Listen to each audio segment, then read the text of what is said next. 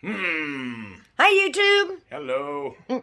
This is Rose with Pertain to Rose, and this is the kiosk. I am the kiosk. Hello, guys. Hi, guys. Hi, Rose, if you're watching. So, yeah, we're videoing from both of our phones. So, I wanted to always do a YouTubers Unite where we actually meet up. And we did. Two of us did. Me and the kiosk got together. We've been hanging out all day. Yep. Absolutely loving it. We just been talking about everything and making friends and drinking coffee. Yeah, under the sun, everything. It's been a blast. So tell us something about yourself. I am the kiosk. We're sitting in my house. She is the first person to visit this place since Easter. It's after Thanksgiving. Yes, it is this after is one of Thanksgiving. my 5 cats, Roger. She's something else. I don't know what else to say. Well, tell me a couple things that you do on your videos. I know we're videoing on his both, too. Yeah. Mine is just for documentary purposes because it'll be funny. I don't know. I do prep stuff. I do music from time to time. I do commentary on anything from politics to professional wrestling. I do impressions of people that I feel like complimenting by doing their impressions. And some prepping and survival skills. Prepping and survival stuff. Occasionally shooting. Sometimes video game stuff too. Just whatever. All-purpose content. And intentionally low quality. We love that. So, out to the kiosk channel, I am Pertain to Rose, and I'm a life coach. I'll put a link in the description. Yes, I will too. So I do life coaching. I do some religious stuff. Some gaming, which is, with the kids in the family. I actually have 2 channels. The second one is PTR Adventures.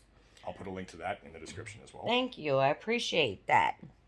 And most of mine is just vlogging at this point in time. I got huge transitions in my life. I just had surgery, so I'm talking kind of funny. We're getting the secret house worked on, and I eventually gotta get my tiny house built, and we'll put all that on video. And the dog training. Yep. Yeah, we do a lot of dog training. So we got all of our businesses. I talk about our businesses and what we do. And just all kinds of life stuff. Yeah. Stuff that'll change your life dramatically if you watch. I put secrets in my videos. Yeah, see, I'm not sure if there's anything. I guess the survival prep stuff and some of the information could be life-changing on my channel, but I can't even jokingly say there's anything on my channel that would negatively change your life because I don't make suggestions. But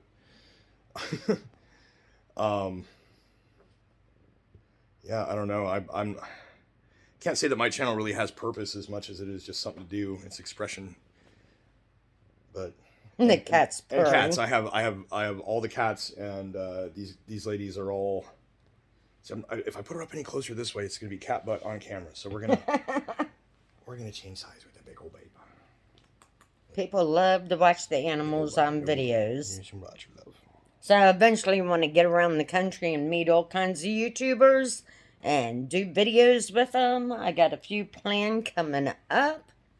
So that would be awesome. Yeah, if there's other people that wanted to get together or do a mass video or meetup or whatever, I mean, I'd be cool with it. I just, there's the 3 people I think locally that I've got subscribed to or subscribed to me that none of them really post content or do anything. That's more accounts. Well, we have, we're in the southeastern Iowa area. So if you're interested, definitely leave a comment and we will definitely get back to you on that. Yep, and if you have questions about the Midwest or anything like that, like Southeast Iowa, there's actually a lot of really interesting history around here too. It's flat out here. Well, in places, yes. I'm used to a more mountainous region. Yeah, well, no, we definitely don't have that. But as far as Midwestern living, wintertime stuff, like I said, local history, this lady actually happened into, we didn't get a chance to discuss this earlier, but this lady here happened to kind of just move into what is actually the oldest city west of the Mississippi. I don't know if you knew that. I did not know that. Yes, Burlington was founded in 1803, incorporated in 1805. That's pretty cool. Yes, it was the prototypical river town. This is when Mark Twain wrote about Quincy and Hannibal in his Tom Sawyer Huck Finn stuff. Yeah. The exact same culture was going on here. No kidding. Yep. And also, though, when people are like, oh, yeah, Burlington's so bad, and somebody got shot last week and whatever, and they're like, this town's going to crap. And it's like, no, you don't understand. 200 years ago, you would find between 3 and 5 people in back alleys with knives in their backs a week. A week. Wow. And that's just the knife murders. That's not the other ones. But I find it very restful and peaceful out here. It's a gorgeous place. Oh, yes. And everybody is super friendly, which I actually enjoy that. Well, and it's some of it's what they call Midwestern nice, which is like they'll be nice to a point. But I come from Pennsylvania where everybody's like very polite and loving, wave to everybody kind of thing. I moved to Florida, and it was a totally different atmosphere there. We have like I live rurally. We're actually outside of Burlington right now a little bit, but out here it's very country wave. Yeah. It's like at your neighbors every time. And of course, then there's a lot of people that don't do that back. That's where you can tell they're the city folks that moved out in the country.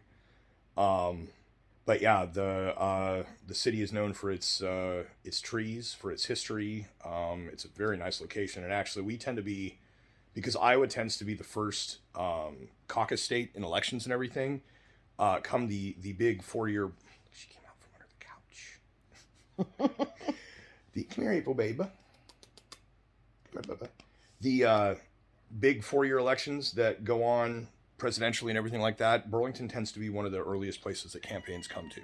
Huh. We don't get the big ones. Trump never did a rally here or anything. I know like Hillary Clinton had fundraisers here, but she wasn't here. It was somebody fundraising on her behalf at somebody's house. But because, of course, she wouldn't be within a range of a place I could actually go to throw eggs at her or something. Trump went to quite a few places in Pennsylvania. Yeah, he didn't come to Burlington. He did go to like Des Moines, I think. But it's one of those things around here that like, I mean, people will campaign, and there are people whose minds can be changed. But a lot of folks, because of the political nature of the strategic place of the state and everything, that most folks I think kind of already have their minds made up. So campaigning's kind of pointless sometimes. But it is a political hotspot as far as that goes. We don't have it's just one of those first in the nation things, and we're always talking about. Possibility of removing Iowa's first in the nation status. I've so many things I don't care about in that. I'm like, I don't think they should do that though. They keep that here for that. But because it's kind of a swing state and there's a lot of. I have to transition here a fine. second. His couch leans way back, and I'm too short. I got to put something behind my back. Basically, what I'm getting at is that it's one of those things that makes it special. That is nice to have when the political season comes around. There's a focal point here because if that goes away, it's like I think political interest in this area would go to zero. Nobody would care. Wow. The other thing about Burlington that I've noticed is it is the city of apathy. There are a lot of truly apathetic people that live there. That just things are going on and Wow. Yep. Now you have to care. You have to care about what's going on in your state. Your communities, you have to really definitely put forth some kind of effort. I tell everybody, you have to do something to better the lives of you and your neighbors and your family, and you really do. Yeah, it's we are all in the same boat together, whether we like it or not, whether we agree with other people or not, and. It's like the expression about if somebody's laughing because there's a hole in the boat and the ship's sinking. It's like, dude, you're going down with it too. But yeah, so anyway, that kind of got off. Nope, that's okay. We're vlogging, so that's okay. Yep. So, I don't really have. I'll be honest. Most of the videos that I make, I come up with what I'm going to talk about before I do them, and I don't want to say it's scripted, but seems like I'm vlogging and I'm actually skidding. So sometimes I do come up with some of my videos, and other videos I just get on there and speak from the heart. I just vlog whatever. Yeah, even or the ones something where comes to me that I feel that needs to be said. I'll spend about 15 minutes thinking up the general gist and outline in my head before I'll record a video. A lot of those half-hour ones. So now, when I first started, I outlined everything. I actually had one of those clear picture frames that I would post my notes in, and I'd set it up right next to my camera so I could constantly look at my notes. And I should do that, but I don't. Yeah, it become really tedious, and I felt that I spent more time doing that than other stuff in my life that where I needed to be out doing things and spending an hour preparing for a 15-minute video. yeah, it became very stressful at times. And sometimes when you feel like you kind of got that writer's block, Yeah. I felt better going off of my head, speaking what's coming out of my heart or from my knowledge, passing on my knowledge to you. I found it to be easier to just. It tends to be, although I find myself with that particular type of format, I find 75% of those videos are cutting room floor, recycle bin. They don't even get uploaded. Just for me personally, because like I said, the ones that I tend to get uploaded are the ones that I've really put some thought into beforehand. Because I'll be like, oh, I got a thing I want to say, and I'll hit record and I'll ramble for a half hour and be like, I don't think I ever got to the point. Delete. See, I'm horrible. I don't delete anything. I put it up there with my mistakes and everything. As you know, I don't edit. Yeah, my daughter does edit some of my videos. I kind of feel that, I get tons of views just how it is. Yeah, and I get whatever I get, but yeah. Small YouTubers, I feel more comfortable with them than I do some of the big YouTubers.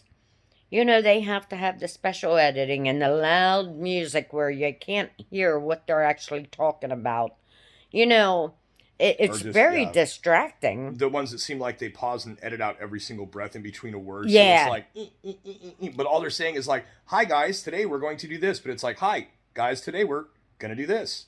Like, yeah. It's really, really weird. There's a lot of excessive editing and I like I said, low quality all the way. I don't have the means to do higher quality. I've got what was that, the Dune video with the Gom Jabbar? I don't know if you saw that where I edited the cat footage in. I've still got those just so I could prove that was mine that I made on my phone, but that was legit. I used my tablet to hold the second half footage, so I would then show the one part on the tablet with the phone on, like, so her camera could see. I would have the tablet here, I would have the phone up here filming down on it, the first half, and I'd pause my recording, and I'd switch to the next part that I need to show, and I would unpause and show the clip. And what ended up coming to is a scene from Dune where I've edited in one of my cats attacking my hand instead of him doing the hand in the box with the pain catching fire thing. So, but it was entirely done with the lowest possible quality because I simply lacked the means and the facility to do any kind of editing whatsoever. And I just, I rather than accept the fact that I'm limited by it, I can work within it and at the same time find a way to at least make myself laugh with how terrible it looks. Right. I'm just doing a complete no quality, no edits, and if I'm going to do a cut scene to some other footage, it's going to be me filming another screen. Right. Because I don't even have the means to do like picture-in-picture or anything like that. So if you're from the Illinois or the Missouri area that's relatively close to here and you want to hook up. We are tri-state. Yep. Let's definitely get together and do where we all unite, and maybe we can do one big YouTube family blog.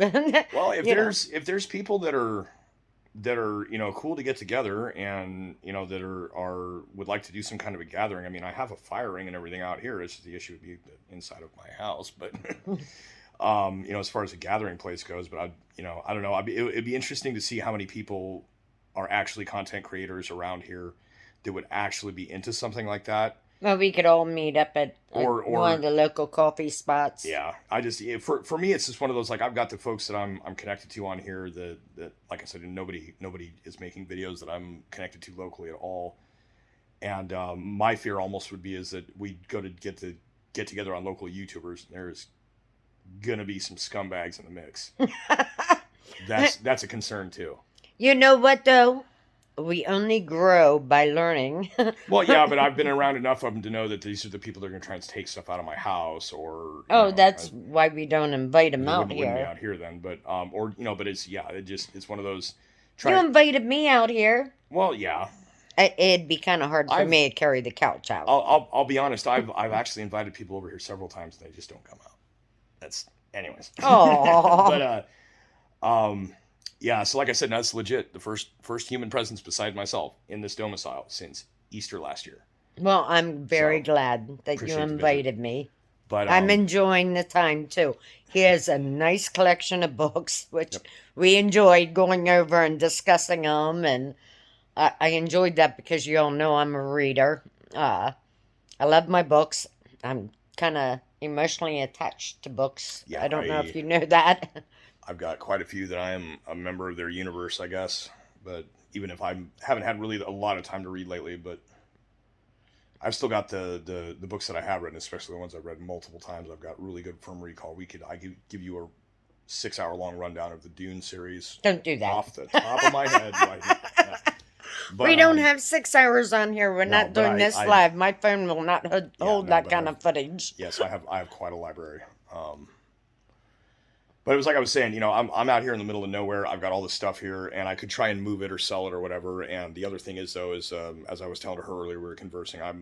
I consider it almost a certainty that there will be some sort of major societal collapse sooner than later. And I'm not trying to be an alarmist or whatever else. I'm just paying attention to things in the world, and I would be remiss if I didn't make precautions. I'm a prepper at heart. I'm sorry. So I've got a wealth of culture here that is hidden away relatively safely from where most of the chaos would be. That in any kind of a situation would mean that there are science textbooks, novels, some Bibles, other things. He showed me his hidden food storage. And yeah, I know where it is now. If I could ever find it on my own again. Well, there ain't much in the way of hidden food storage out here. But yeah. I'm teasing you. But anyways, yeah, my goal is I've got things to keep me occupied out here, but at the same time also, culture is all important. The reason that things are going as poorly societally are because of culture problems. And when the society falls, the culture basically evaporates, and what comes up out of that, what people use to occupy their free time, becomes the new culture. So in that, I live on a dead-end road. You saw the houses up and down here coming in. There's a nice little community that could be had out here if something like that happened. So, somewhere on the shelves and the books and stuff, I got some of my dad's old hymnals and stuff. This place has got a place that could honestly is about the only spot in the neighborhood that could be used as a possible church, Things like this occur to me. This is just the way my brain works. So, yeah, I've got a large library. I've got a lot of stuff that will function in a non-electric situations. And he's starting his own commune. Oh, no. It's a one-man commune. I'm teasing. I like to think of it as this is a monastery. I am the abbot. I'm also the only monk, unless you count my cats. So I don't know why in having this mindset growing up, but I always felt like I should be part of a commune. Ugh. So my one sister used to tease me all the time. She was like, I can see you running your own commune. As I was growing up, my little sister used to tease me all the time. But it was just one of those things that I just love people. I can't help it. I do not. We're totally opposites when it comes to that. It's really funny because we get along super well. Being opposite like that. That's how that goes, though. But yeah, no, this I don't know about a commune, but definitely this is my fortress of solitude, generally speaking, and definitely it's a poorly kept monastery. It's not like the Enlightenment is quite up to par out here, but at least I can admit that. And my little he's got a swimming pool. Yeah, well, it's a pond. I know where I'll be this summer. Yeah, it's more of a pond this time, but I'm hoping that's okay. I'll clean it up if I can swim in it. I'm hoping and really pulling for this next year to be better. This year was better than the last, and I'm hoping that next year is even better than this one. And that, if that is the case, puts me in a position to get the things I need to get my pool going. As a matter of fact, this year I had issues. I had it almost ready to go, and I was it's still got the salination content that I could just run the chlorinator. It's a saltwater pump and all that. And the power supply for the saltwater pump went out. So I wasn't able to do anything. No, wait. Aren't you on a well here? On what? Are you on a well? Am I on what? On a well? A well? Oh, no. Rathman Rural Water. But the pool's full. Oh. The pool's full. It's a saltwater pool where you run the chlorinator is an electrolysis thing that takes the salt out of the water. Yeah. The sodium chloride, you get sodium hydride that evaporates out in bubbles, and Cl2 in the water. It chlorinates from the salt. And so you just keep salt in the water, and you run the chlorinator, and it chlorinates. So it's better for your skin than chlorine way better. It's water. way better than pouring the jugs of chlorine in, yeah. No kidding. And it's almost maintenance free when it comes to like testing and pH and stuff. You really don't have to mess with it. That's cool to know. But the saltwater chlorinator didn't work this year, so I was never able to use it. However, I want to say a good 10 to 20,000 frogs did. Frogs? Yeah. Oh, you should have They heard them. apparently love it. Oh, you should have heard them. The whole thing was full of tadpoles. So you do have a pond. I have a pond. Yes, I have a 4.5 foot deep by a 17 foot pond above ground. And That's something. What is Roger? Uh oh. Yep. Oh, she's messing. She's messing. Say hi, Roger. Let's go right up to the camera. All right, well, we're going to move this up here then, so then meta. Because Roger's going for the thing. Anyways, yeah, it's been an interesting day. Yes, it has been. I have made a friend, though, and that is cool. I need those. Yes, I needed a friend in this area, so good. I've been hanging out with my daughter and her husband and their 6 children and 9 dogs, and I've been hanging out with my 5 cats. yeah, he's got 5 cats, and they're the cutest ever. They are. So it was kind of cool that we kind of met up. I've been wanting to meet up with some local YouTubers here. When I was in Florida, it was next to impossible. Even though there was a lot of YouTubers in that area, I mean, a whole lot. They just, Everybody's insular, and of course, if it was COVID time or whatever. The violence down there is a lot different from up here, though. And I think that people were more worried about stuff, If you can trust a person or whatever. Yeah, I think back here it's more homely and relaxing and laid back. I come from a very laid back area. If there's anywhere in America that could be said to represent like what the Shire is in Lord of the Rings, I'd say it's around here. This is the Shire. So sheltered that these freaking hobbits have no clue about the stuff going on in the rest of the world of men. They don't know about Sauron. They don't know about a War of the Ring. They barely know about elves, and it's like that's Southeast Iowa in a nutshell. Is it? Absolutely. Everybody's little factory job, gas station, pizza delivery, in and out of town. Is there a concert coming this summer? That's about it. That is amazing. So I just think of it like that, and actually that's we'll getting into Middle Earth speak. I mean, if you're a reader, I'm assuming you know about that, right? The what? Middle Earth, Tolkien. Hobbit, Lord of the Rings. Oh, yeah. This is kind of a Matham house. Oh, okay. And the layout of the interior of it, as far as the original entry where it was at and where the main entrance goes, if you were to go back into the Fellowship of the Ring, the house that Frodo inhabits and moves into, see, this is the thing, he did not move into Mr. Bilbo's place. He moved into, where was it, the West March, over by where Mary lived. Okay. Because they're all cousins. And Frodo got a house called Crick Hollow. Mm-hmm. And it was a slightly above ground hobbit hole that was a very similar layout to what this house is. Unintentionally so, we didn't realize we were doing it when we built it. And it's just kind of a holler that I live down. And just down that way is the creek.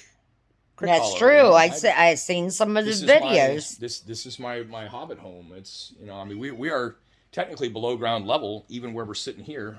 I stopped it. That's the end of my video. No, it's still going. No, it's not. Push. It's not. Oh no! He accidentally turned it off. It's okay. It when it does that, it does save it back to the menu, so it is intact. I accidentally hit the square button back.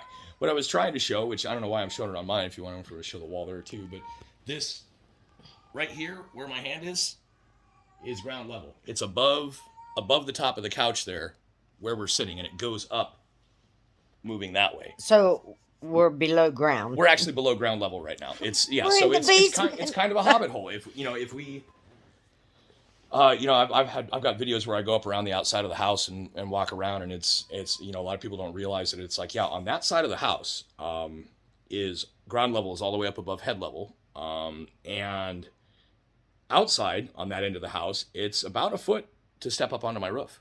Wow. Yeah, this entire roof is accessible from the ground.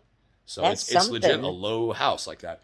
But yeah, so I kind of, I've always had this little, it's kind of So you could start a roof garden. It wouldn't hold that. It would not. It's a long story about why this house is not as structurally sound as it should be, but yeah. It needs work. That's does. okay. It does. Well, I mean... He's slowly working on it. He did some awesome drywall. The new addition that my dad built was better constructed than the old construction. The old construction of the house, this is the walkout basement of a ranch home that burned down. Oh. And so they put in the sliding doors and the new front in the basement there, and fixed up the front of the thing. There's still a scorch and creosote covered cinder block wall underneath my cosmetic wall from where the fire was. Wow. And the whole house burned, and they got their insurance money and they rebuilt the house. And either they hired a contractor who was drunk all the time, or was the only guy that would do it for what the money that the insurance had gave him, because it wasn't enough. But the roof of the great room is like 16-inch rafters. And they're not even 2x6. I think they're 2x6, not 2x8 or 2x10. Wow. There's a vaulted ceiling roof supporting itself, and the outside of this roof leans on it. Okay. Or pulls it up, depending on how it's going at any given moment. That is not actually safe to walk on the roof. Wow. You stay on the rafters. Don't put your foot through where the sheeting is probably, the plywood's probably rotten. And there's insulation, and under that is the drywall and a 13-foot drop to the concrete floor. Oh, no kidding. Yeah. So I don't mess with that part of the roof, unless I absolutely have to. The other side is over that pink bedroom I showed you. There's the ceiling of that is the floor of that attic next to the upstairs room. Okay. And then you looked out that window, and I was saying you could see the roof right there. That's right off the ground. Right. So that one you can walk on. That's the attic that isn't insulated, which is why I don't use my furnace. You notice the furnace is never kicked on. We're sitting here about 70 degrees without a furnace. But that's because we're below ground. We're below ground, and these heaters are running either on, that one's on number 3 out of 3, the one in the back room's on 2, and I think the one in the master's on 1. And this was running on low.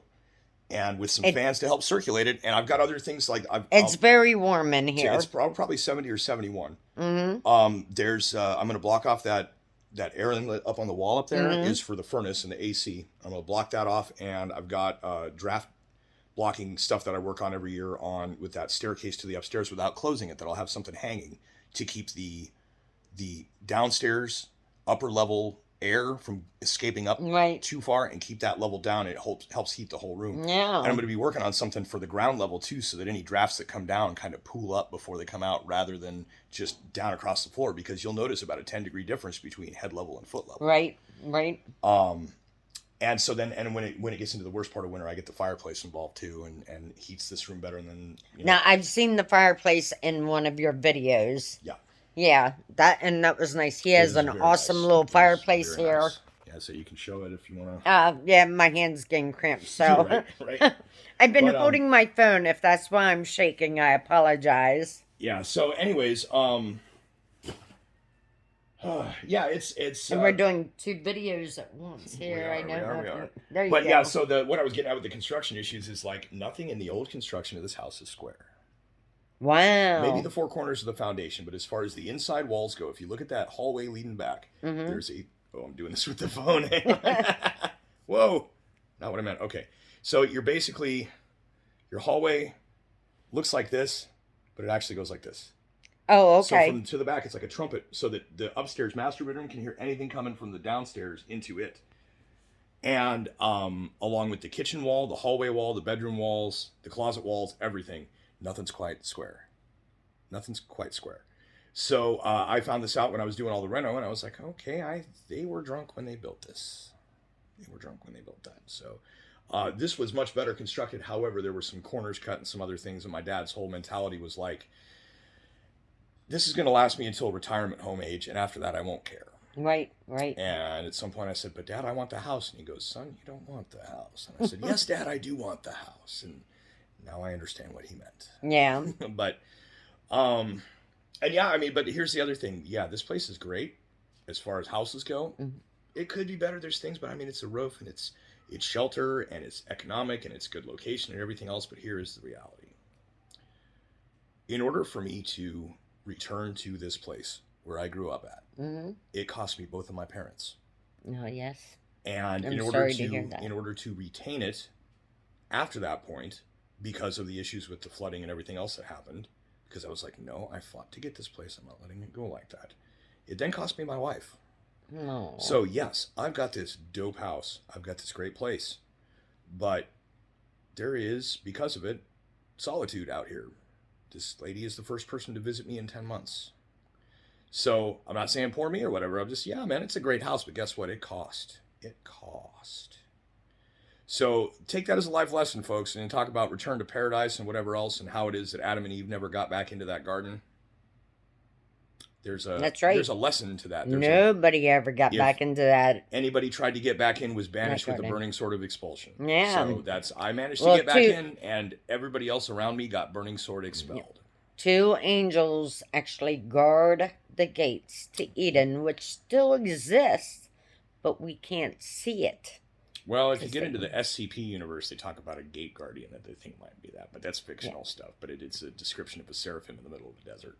Yeah, it's kind of cool. But so anyways, there is a desert now. That's a fictional thing. One of the extinct date trees from Israel.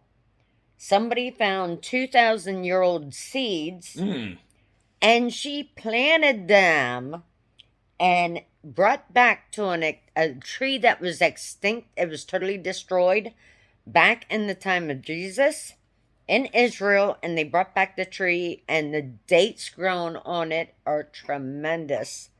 They're very nutritious, they say had like miraculous healing type. I want to eat one of these dates. Very cool.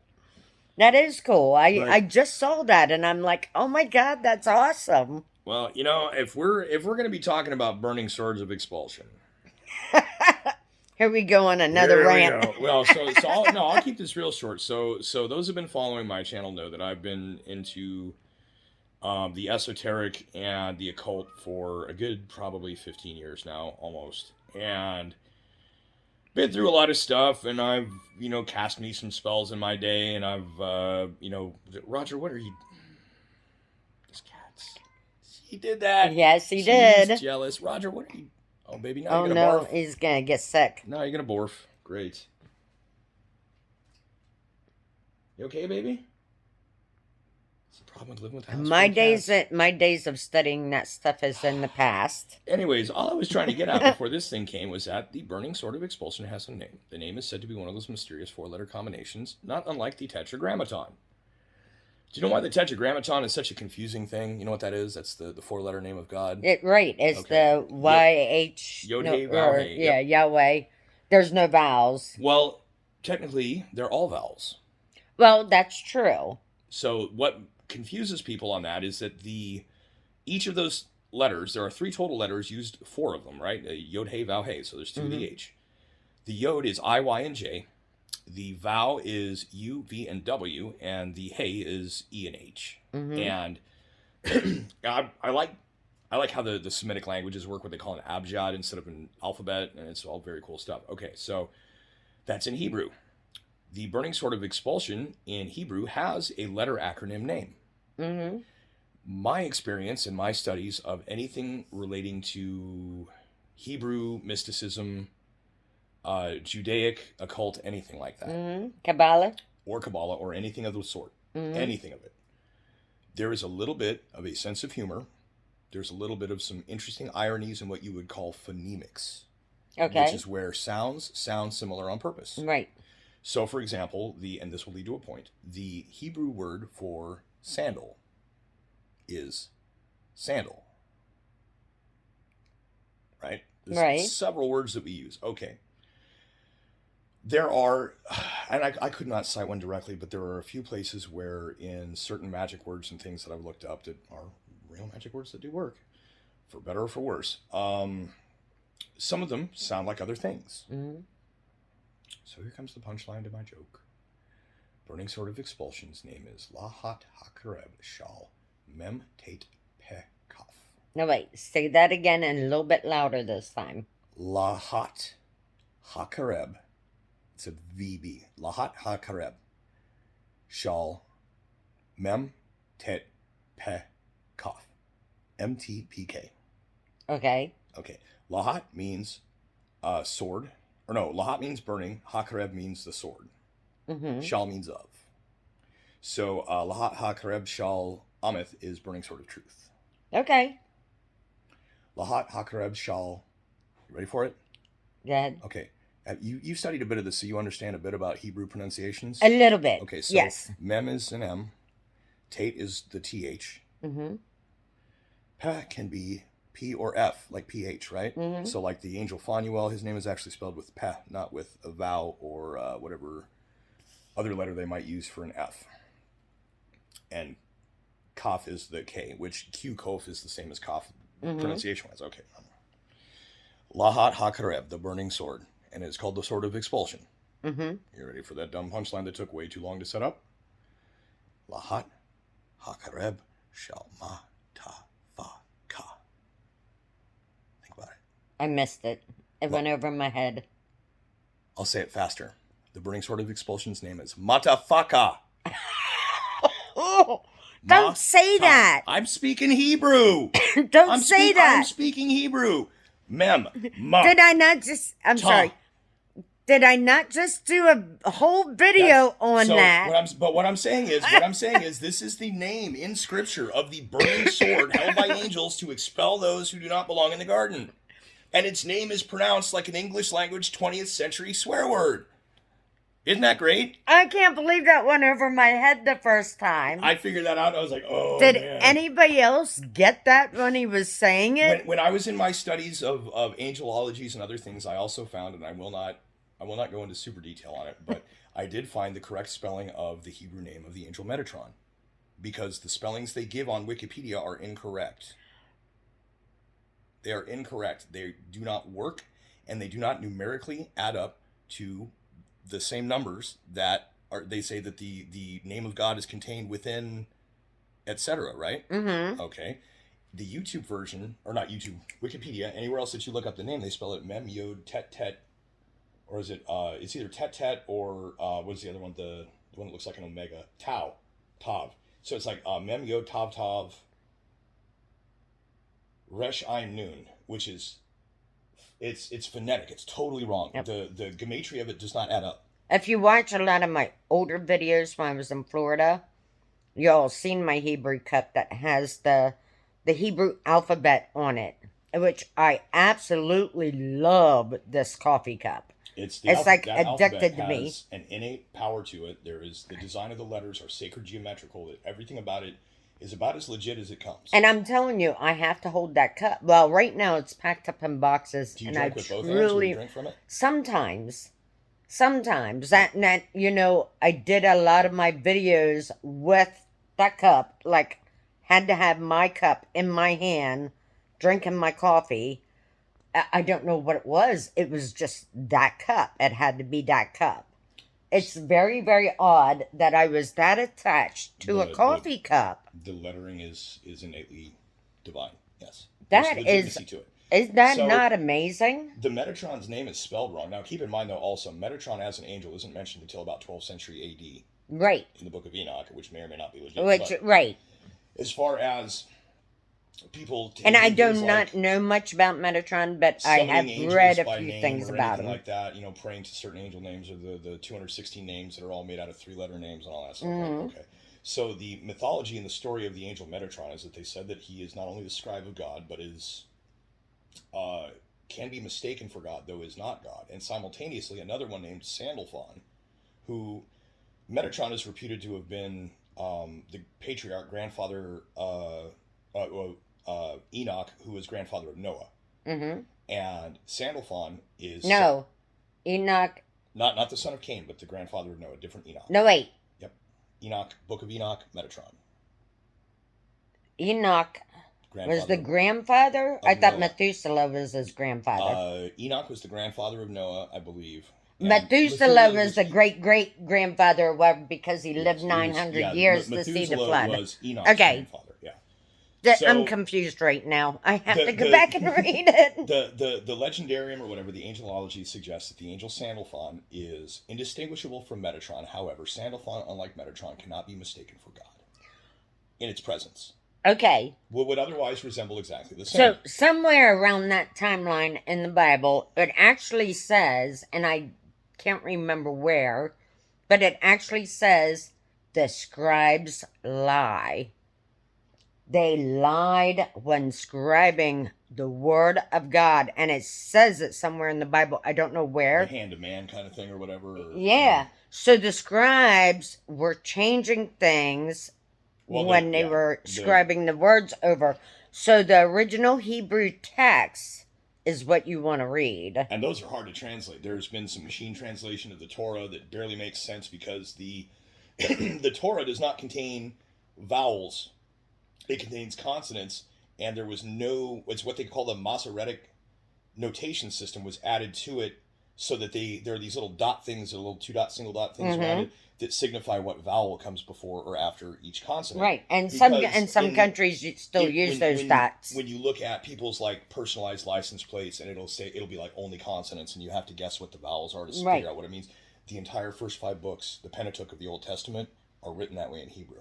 Right. Which is almost impossible to decipher unless you already know what it says. Right. And then, of course, like they say, they take the first letter of every word of the first chapter of the book of Exodus, and the numerical value of each of those letters put in a row can be shown to be the gematria of the golden Fibonacci spiral numbers in a row, and there's a repetition to it. And if you take those same first letters and place them in groups of 3, that's where you get your Shem Ham Forash, which is the 216 letter explicit name of God. There's the sets of 3-letter names. Those are those are taken from the first letter of every word of the first chapter or 2 of Exodus. Okay. And the gematria of the book, this is genius stuff in these books that were written so long ago that it's hard to figure out how somebody could have the sophistication to concoct these things arbitrarily without God, right? The only possible explanation for something that I could believe or accept would be the idea of like a far more distant ancient civilization having been wiped out 12,000 years ago, the remnants of which were left over into religion or something. But beyond that, there's nothing other than a divine explanation for how a lot of that stuff works. That people at the time, 6,000-7,000 years ago, wandering in the desert while writing these stories down or whatever, would really not be in a position to put together a number theory miracle that reads coherently at the same time. See what I'm saying? I do. The number value of those first letters, you can write a word out and you can get a number value of letters that will not conform to the golden spiral. You know what else I find is, you know where back in Genesis and again in Matthew, first in Genesis, the descendants are written. Mm-hmm. Yeah, and then they show the descendants son begot this from the person end of the last book of the Old Testament until the period of the Gospel. Yeah, and it shows the timeline of how you can date the dates of when. Yeah. Yep. So I'm reading them one day, and I was like, why would this even be put in the Bible? Especially, God wants you to think about the present. He don't want you to be on the present. Well, the reason thinking about this, and I know the reason is because Jesus wants you to date the timelines.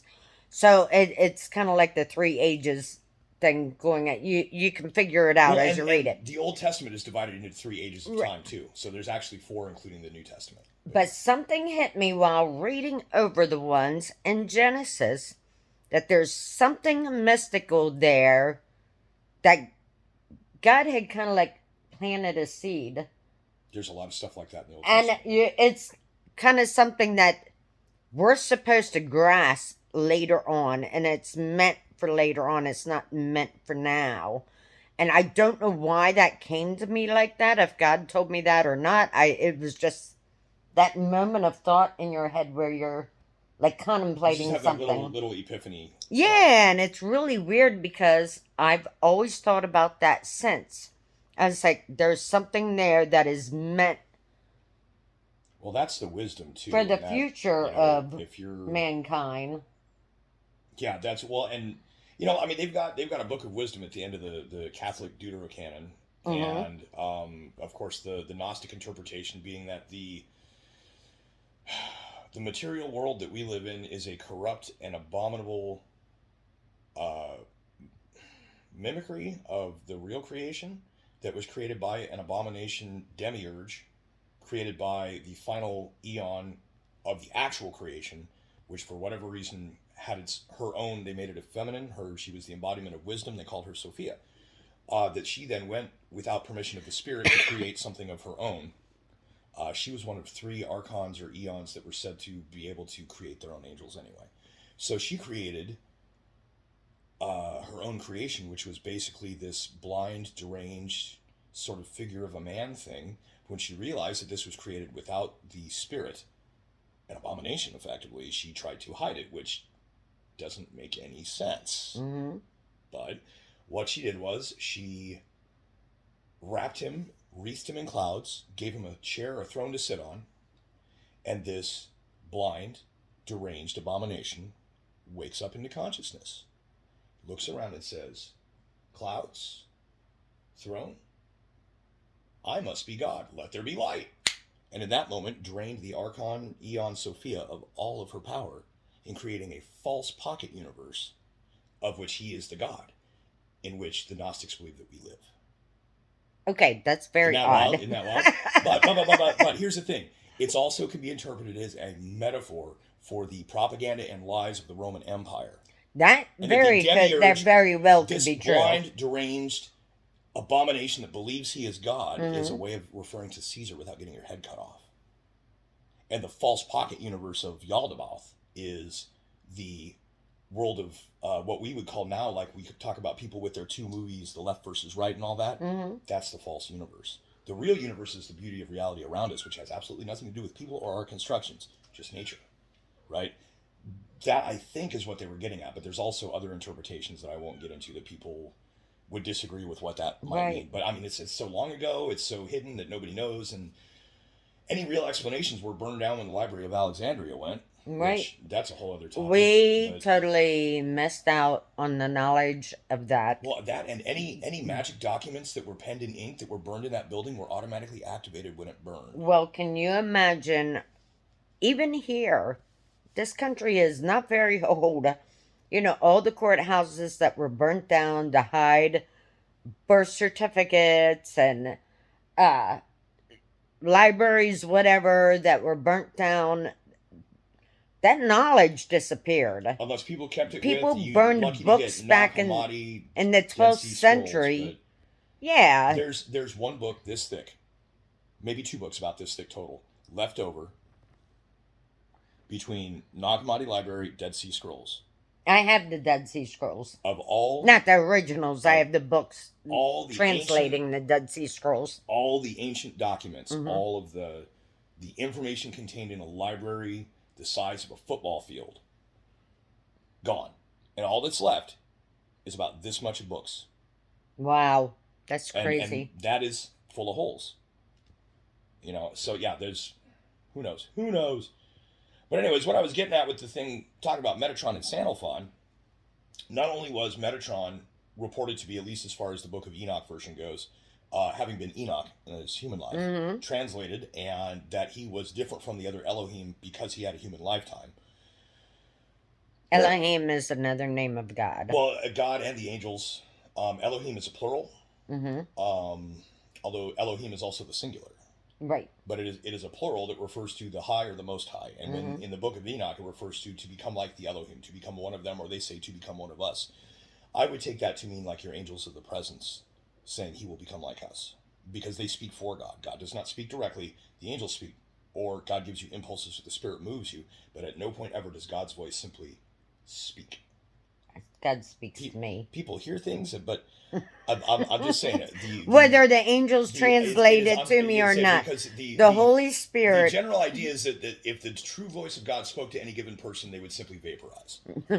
Too much for a human to bear. Well, I don't know about that because Moses spoke to a burning bush. Moses also got to peek at the essence of God through a crack in the rock.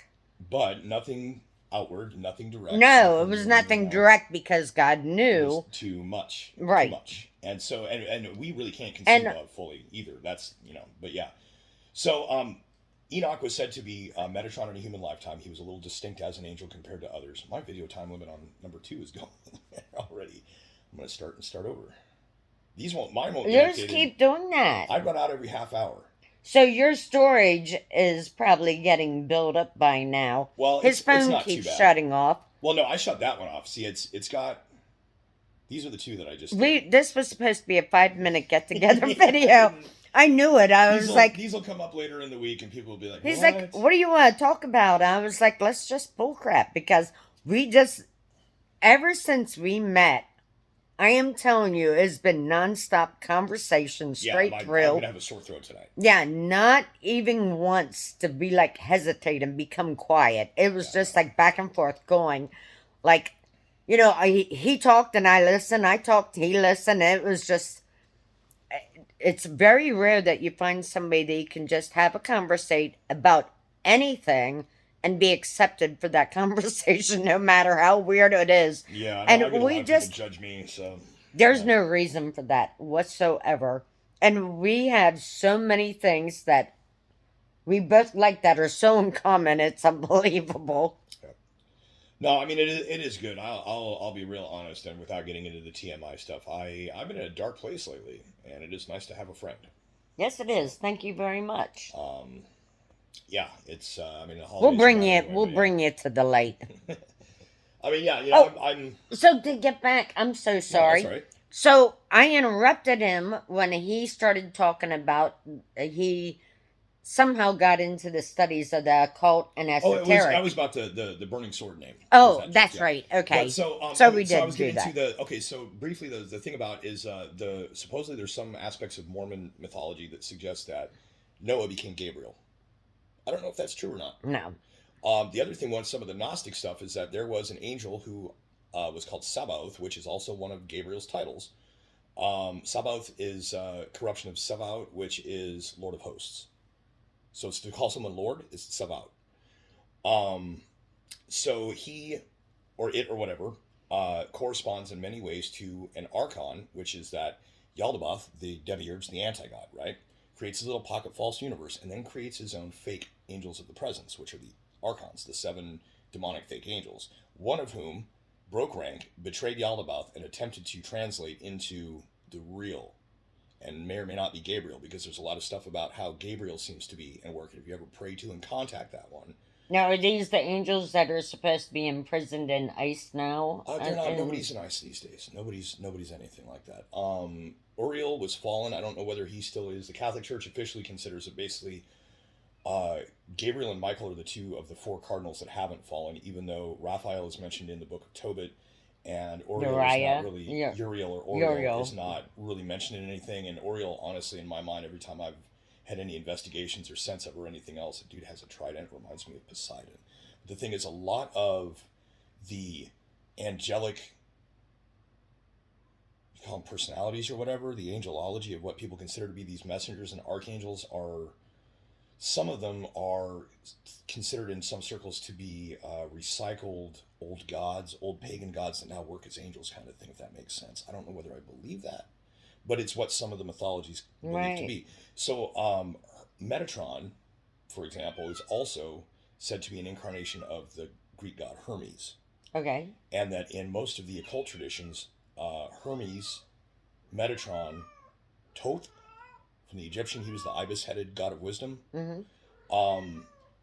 And basically, that the entire Hermetic, you've heard people like Hermetic Kabbalah, stuff like that, that Metatron is Hermes, that these are just facets of the same entity. What that would mean is that Enoch was a human incarnation of something combined into this god Hermes, or whatever, if that was the case, who is then now highest angel. Well, see, now kind that of thing, But like I said, this is ancient scrolls kind of stuff. This is modern speculation kind of stuff. Some of it is based on my own personal experience with attempts to summon too. that's scary. It can be. I stopped doing that. That's a good thing. I stopped doing that. You want to curse on your life? Go ahead and summon some kind of angel what were we or talking crazy. about earlier? Don't speak to the angel. Speak to God. So, basically, coming to it, I figured out that Metatron's name had been spelled incorrectly. Part of it is like, you watch Supernatural, the TV show, and they use all that Enochian magic. Enochian is based off the name Enoch, right? But the Enochian system is not the same as the language. The language is not Enochian, it's called Ophanim. And it is said to be I read that somewhere. The language of the wheel angels from Ezekiel's chariot. However, the language itself was developed or discovered, or however you want to look at it, by a guy named John Dee in like 1500. And he was like a court magician. Not really sure. I've tried doing an incomplete activation of the Enochian keys when I was into my magic studies, and it really hosed me because I did not complete it, and they said there are negative consequences if you don't, and I didn't. But they are not, the Enochian spirits are not the same as angels, for sure.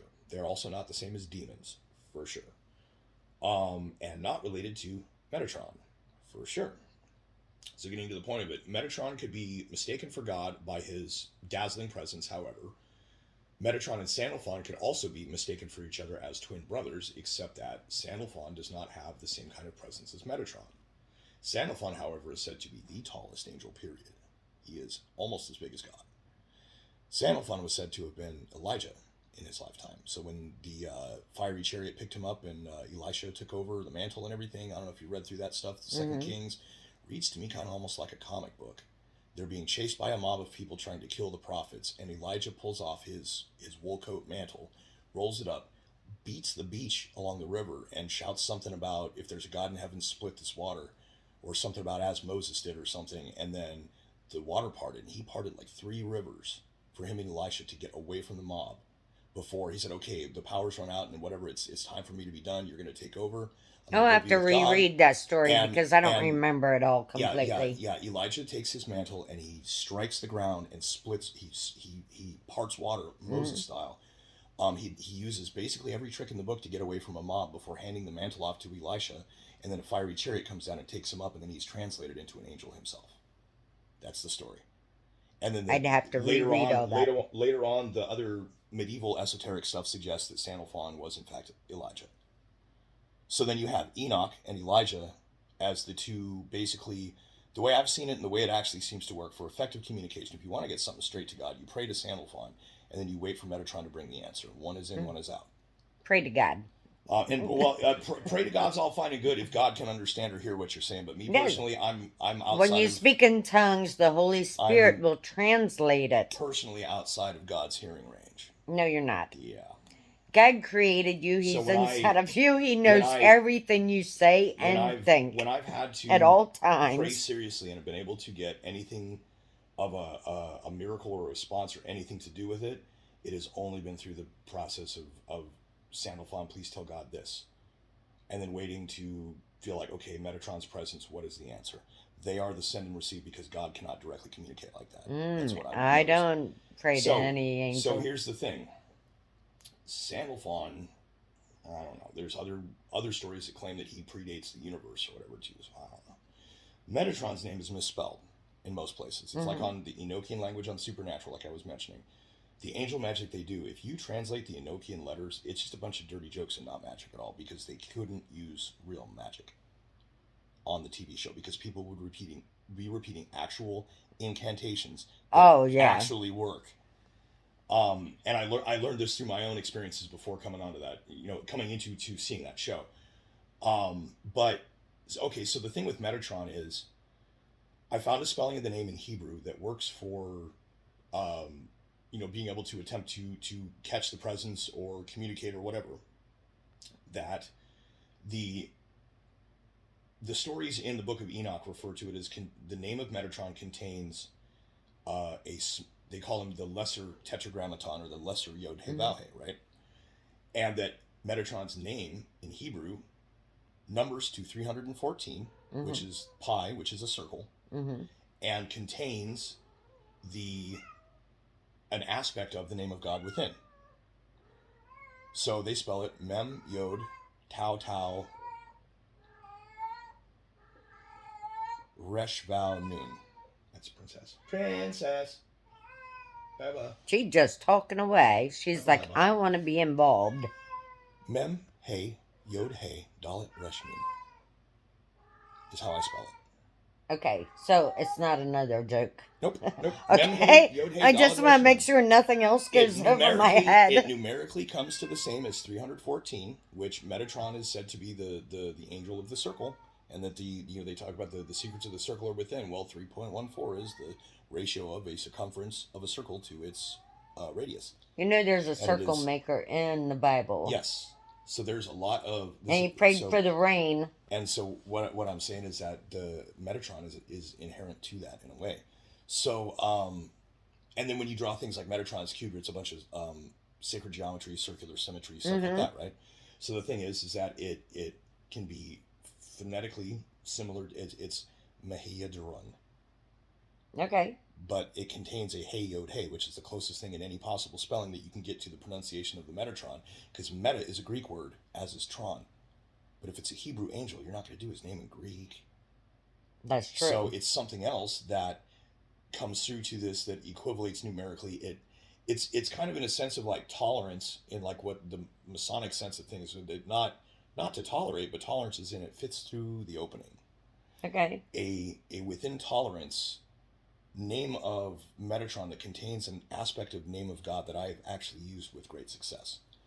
But you can't ask him for anything. You can say, is there a message from God for me? That's it. Because Metatron is the scribe of God. That's what the book of Enoch says, is that Metatron's job became to anything that God's will spoke. Metatron wrote it down, sent it to other angels to send the message on. So it would make sense that Metatron is the one who brings answers or responses.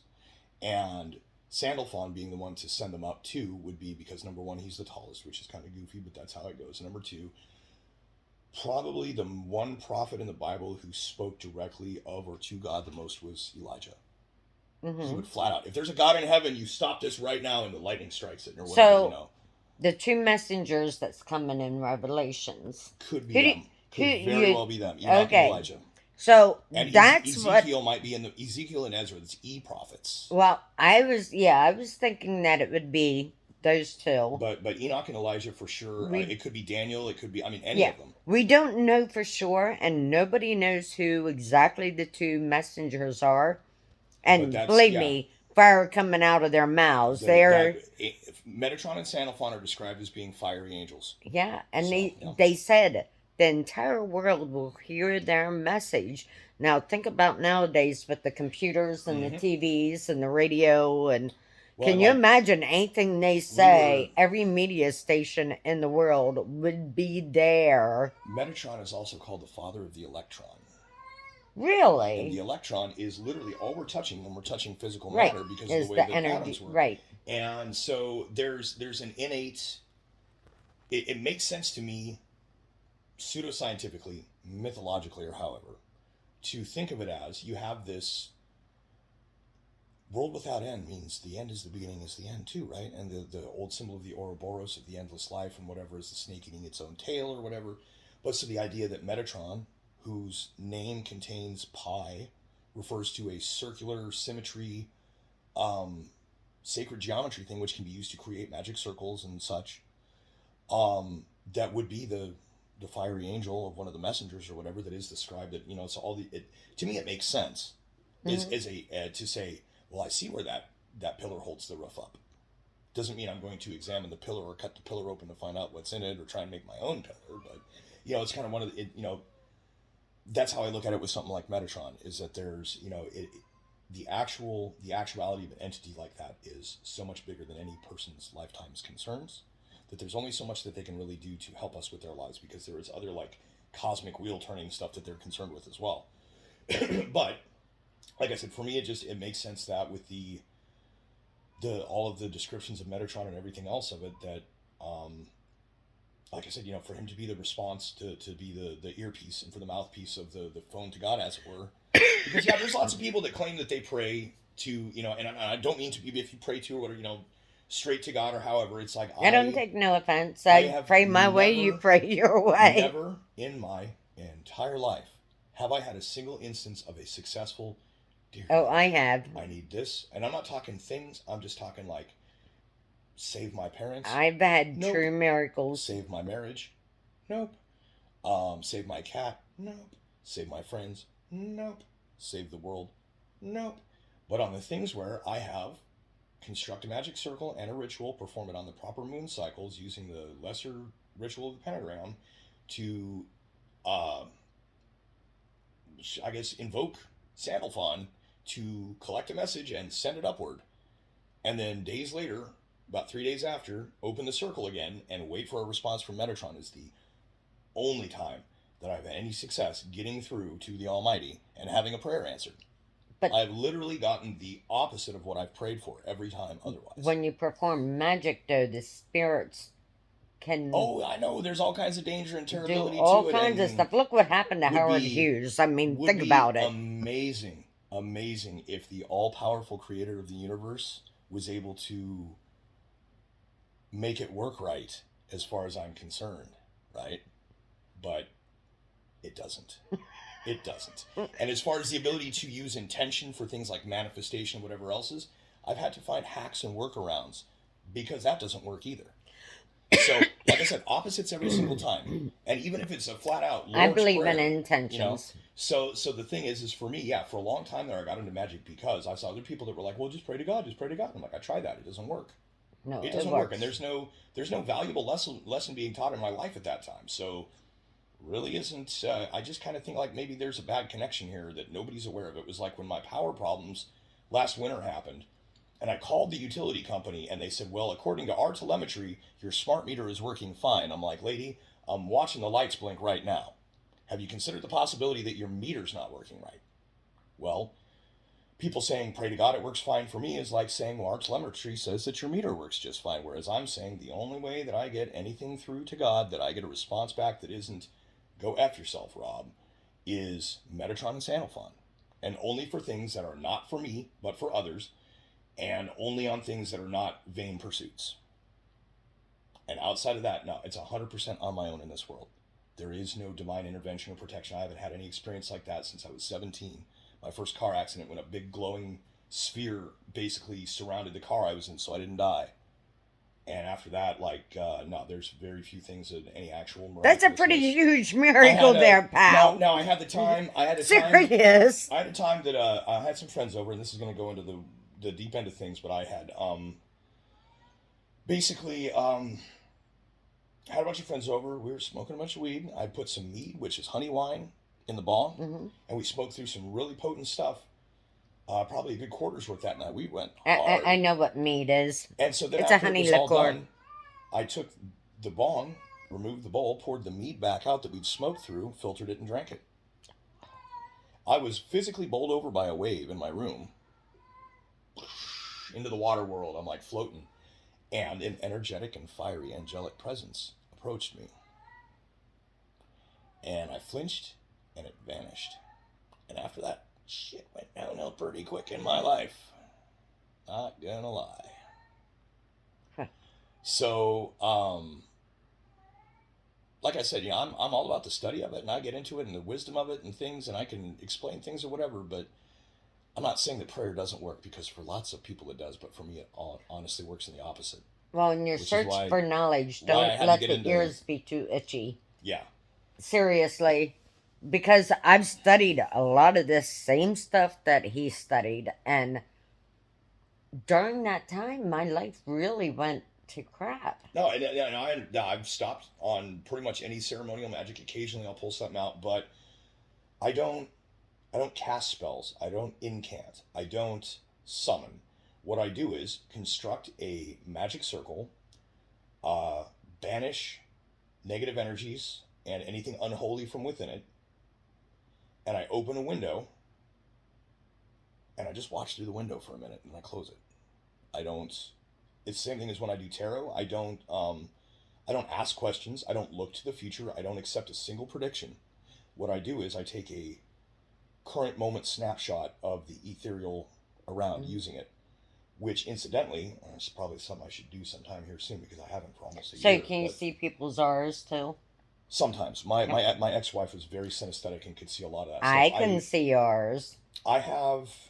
People look at me like I'm weird. It's really weird. But would you tell me what color I'm going right now? Right now, you're clear. Clear. Mm-hmm. You're very clear, but I can actually see an outline the entire way around you. I think that would be like octarine or something, but what they call crystal. Mm-hmm. But okay, so I transitioned through a lot of that stuff. My wife could see that back in the day. But okay, so what was I saying? See, now I look as some kind of gift from God, because when certain preachers talk, you can tell. I can actually see like a beaming light coming out of them, and people are like, "What are you talking about?" It's like their whole body lights up. I've actually had this happen Lots to of me. folks can see that. I am dead serious. And when I say I see that, and other people are looking at me like, you're nuts. No, I don't know if God opened my eyes to something, because it Well, really does. spiritual gifts, is that in First or Second Corinthians that they're listed? And there's a whole bunch of stuff Yes. like that.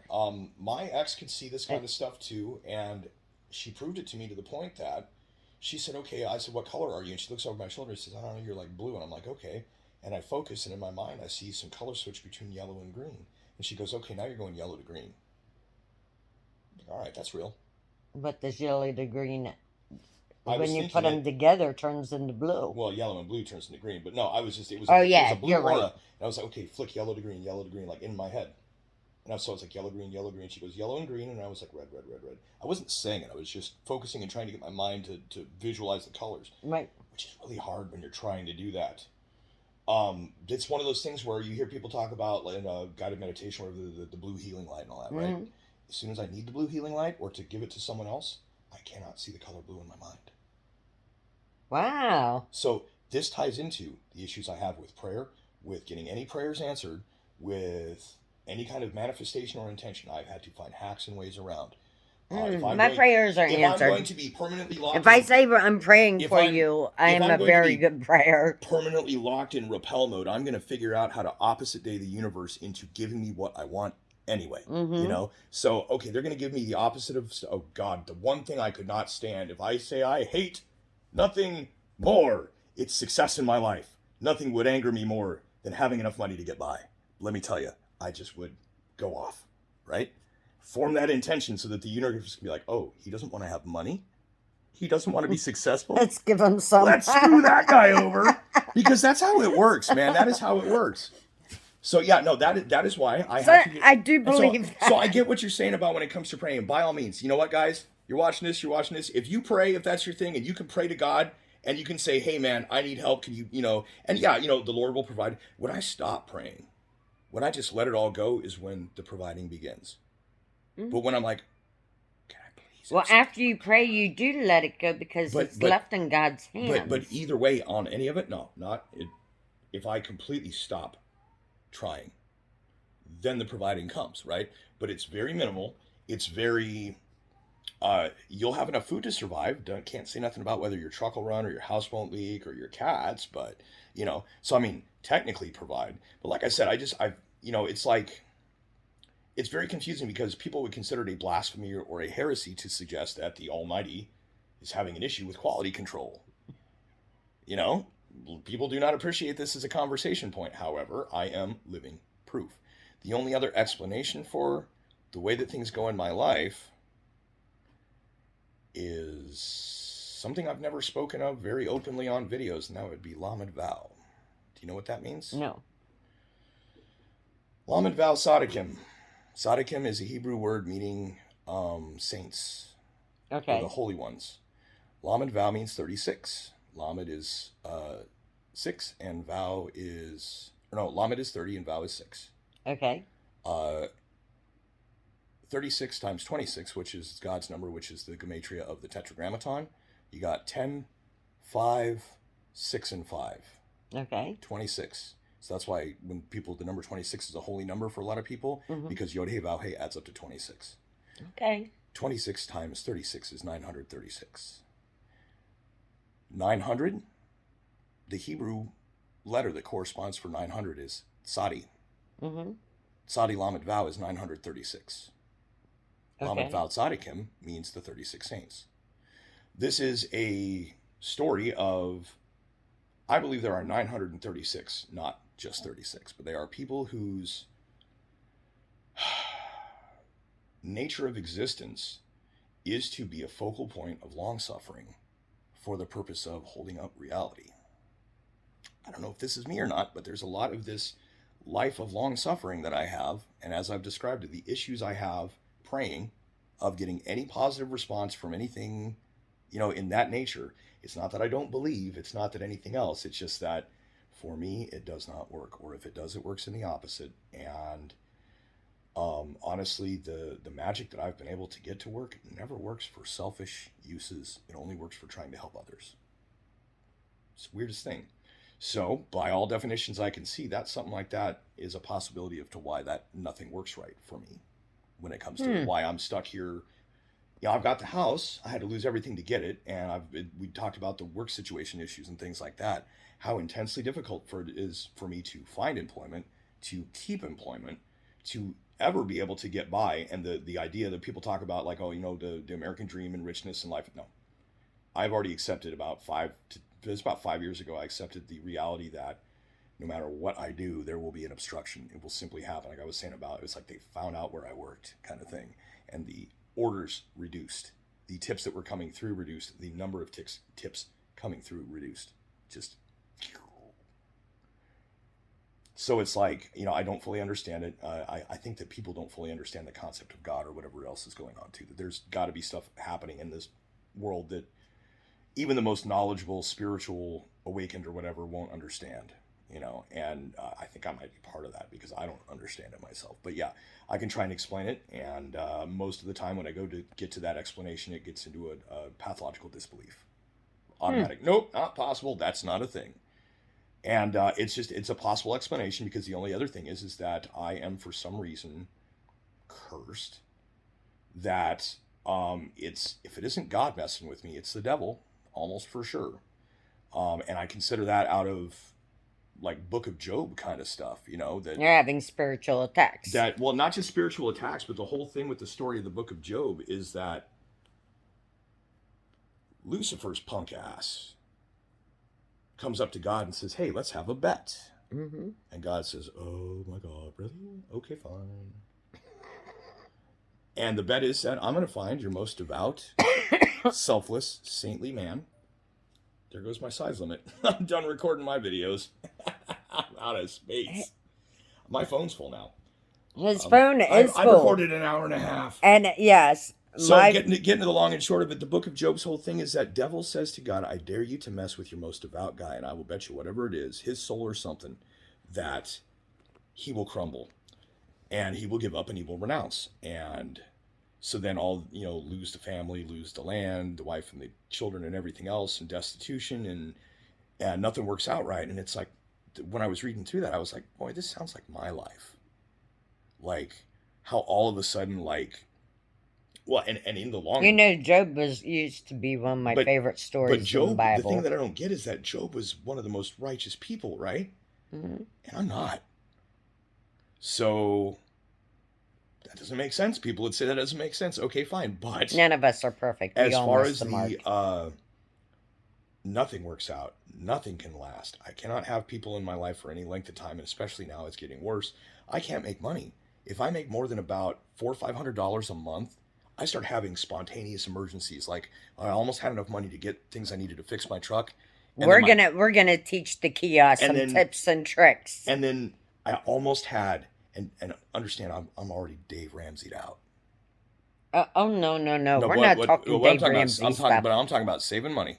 I'm telling you, we're gonna teach him some tips and tricks, and we're gonna get him straightened out. I don't spend in excess. I don't buy things. No, I'm very frugal. I haven't bought clothes in years.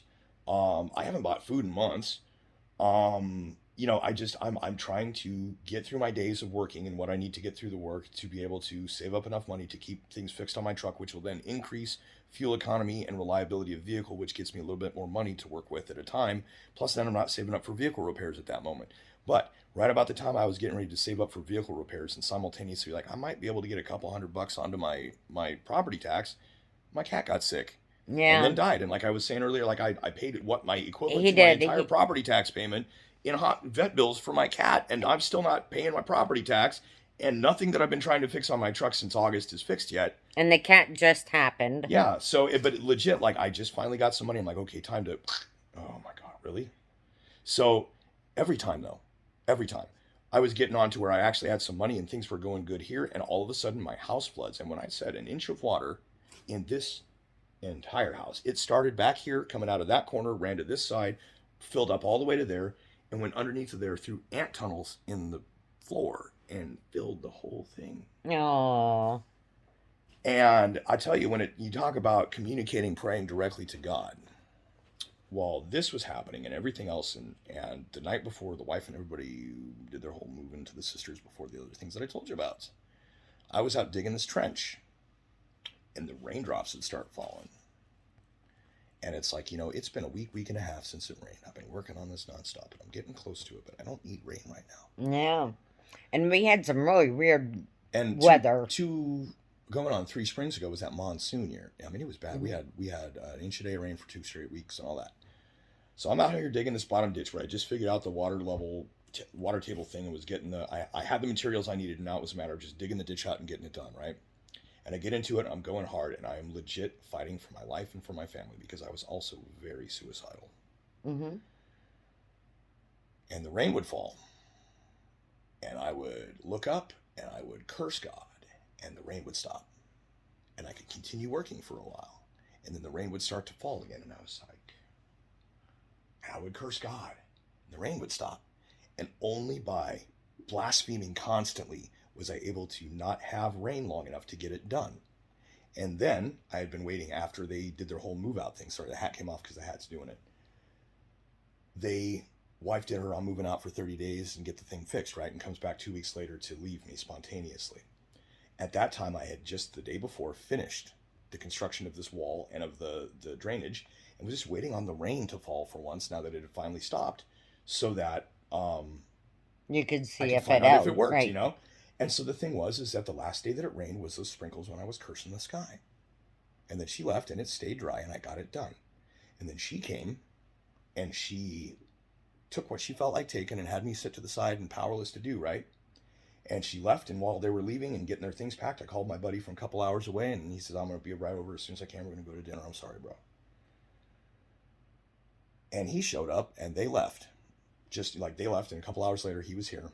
And we went to town, and we went to dinner, and we came back to town, and I said, all right, bro. Gave him a hug, shook his hand, and he got into his vehicle to leave. And I tell you, without any exaggeration, the goddamn sky opened up that moment. It rolled in, it dumped, and my house did not flood. Wow. The day that she left. So yes, God is real. Yes, there is amazing power. There's all this stuff, but guess what? It doesn't work right with me.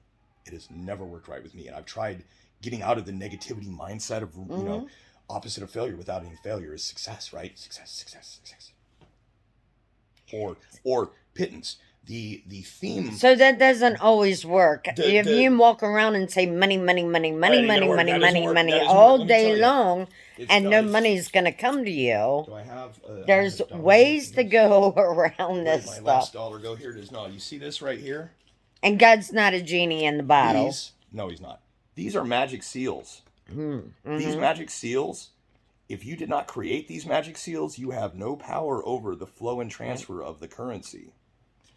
Money magic does not work. The money's not worth does much not anymore. work. So I can't attract money like that. I've had times where I've been able to. The best I can do is to try and really pull as hard as I can for like a month straight. And we're talking mental exertion for a month straight of flexing the power, or whatever you want to call it, to any way that it does work. Doesn't come from external when I am able to get it to work. It comes from internal. Does that make sense? Mm-hmm. And it goes flatly in the face of what most people believe. Oh, I know I'm going to have to end my video soon because it's like up on her time too. Almost an hour and a half here. This is going to be a crazy upload. But yeah, so basically, I've been able to try and pray for the blessings of others to be in a position to do me right. But I cannot get anything for me, right? That would entirely vain pursuit. So I'm able to bless other people. The impulses and urges and hunches, what might be spirit whispering in my ear and such, I cannot win at slot machines, but I can sit next to somebody playing a slot machine and go, I can't win at slot machines either. Now go to this machine and play until I say to stop. And when I say stop, go to this machine. And do not argue, just do it. Mm-hmm. And they're like, okay, fine. So they play. And I'm like, okay, go to this machine. And then play. And now go to this machine. Jackpot. $1,000. Wow. But I can't do that for me. I can do that for someone else. And here's the problem with it. You can't make people do stuff, right? Mm-hmm. So I won this friend $1,000. Do you think they gave me a cent? Wow. Story of my life. They didn't even take you a dinner? They gave me the $20 bill that I No ran out. winner chicken dinner? They bummed me $20 because I was broke. I won a bit, lost it all. Then I said, okay, I'm getting the hunch, the urge, so let me tell you where to play. I'll get you your wedding present. It was my buddy getting engaged or whatever, and I got divorced from her. She's terrible. But yeah, no, I with a real legit impulse thing, got them $1,000, and they didn't give me a red cent. Wow. And this is the way it is anytime I do help. It's like I've got to fight to get paid sometimes, you know? Mm-hmm. So when you talk about like start a business or whatever, I did, and I advertised, and the phone number never rang. For, you know, the handyman services, wizard services available by appointment, can do confections, can do spell casting, can do custom candles, can do all kinds of, never rang. And a former boss lady would scour the Facebook, want ads for people looking for contractor work and stuff for, you know, drywall or repairs or handyman or whatever. She'd send me a list of people and links to their articles, and I'd send messages, hey, I'm available, did you fit it, whatever. Not even an answer to say no. Ever in years. That's very odd. In years' time, yeah. So I'm not exaggerating. I'm not being hyperbolic when I talk about these kind of things. And it's like, no. So then I am out here by myself. For the most part, it is safest for me. It is safest for others. To the earlier topic we talked about that we won't mention on video. Right. That it became real easy to tell when on your dead end road that nobody should be out on, that a car pulls up and sits outside your house for a second and then leaves or whatever. My daughter had that happen. Out here. Yeah. And real quick it stopped because it's like, bro, you're obvious. You're obvious. And it stopped. So then out here, but then the thing is at that point, this is about 6-7 years ago when it became like that for that. And I'm sorry to the people that are watching this, you don't understand this highly esoteric conversation, but there is literally no way I will speak this out loud on a video. It became to where I would go into town and I would start randomly getting people shooting me those eyes. You ever have that happen? Yeah, actually I have. They're like, he figured it out, kind of thing. That is so odd. Yeah. So, like I said, I don't know how to explain it fully. I can try and explain it coherently. I will not sound fully coherent. I will come off as claiming to be something most people believe does not exist or that they just won't believe that I am. Meanwhile, there are people that other folks call prophets that I got to say I don't know until I meet them in person. Okay. Like you mentioned a couple of folks, and it was funny how they were at odds with each other too, right? Well, yes, and they're totally both. Two people being at odds with each other would be one of those implies that each feels threatened by the other, and prophets would not have that. No, yeah, I'm not.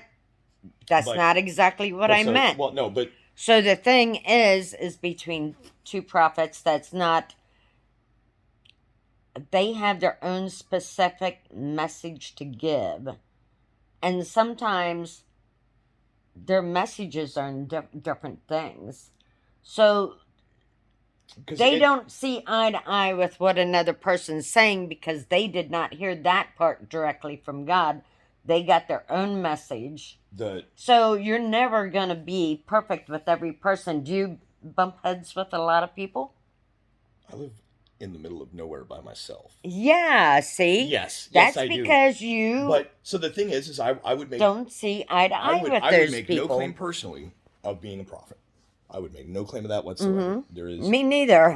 Nothing in my life to really give me... I've got spiritual gifts and I've got experiences, as I've described in other ones too. But I cannot say that at any point that has legitimately been something that I think... But at the same time... No, and I don't think something that we can just give ourselves. There are times that has to be a calling from God. The effect of imposing my will upon the world has accomplished things in ways that I've only read about from people that were prophets to do that. But the long-suffering, the torment, the harassment, the stalking, the other things are reminiscent of what a saint would go through. Mm-hmm. So, like martyrs. So it's like, okay, I've never heard of... I mean, saints could perform some miracles and stuff, but I've never done anything on those lines. But everything else about the way I get treated and the way my life goes suggests something like. But on the other half of it is between dreams, visions, understanding of the esoteric, a very effective ability to use some of these types of Hebrew magic-related things, makes me wonder about, again, the other thing being is our present-day fundamental understanding of what some of these terms and what we consider posts or stations in existence actually mean. We don't know. So it's one of those things where you could consider also that maybe the prophets themselves are, and I'm not saying this as myself, because like I said, I don't think that is what is going on with me.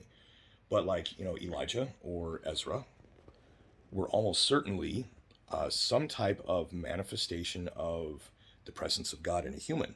Mm-hmm. That is how they were prophets, because they had innate things, and they had this connection to the above, which is, like I said, there's some things that are very similar in what I have and other things that aren't, Right.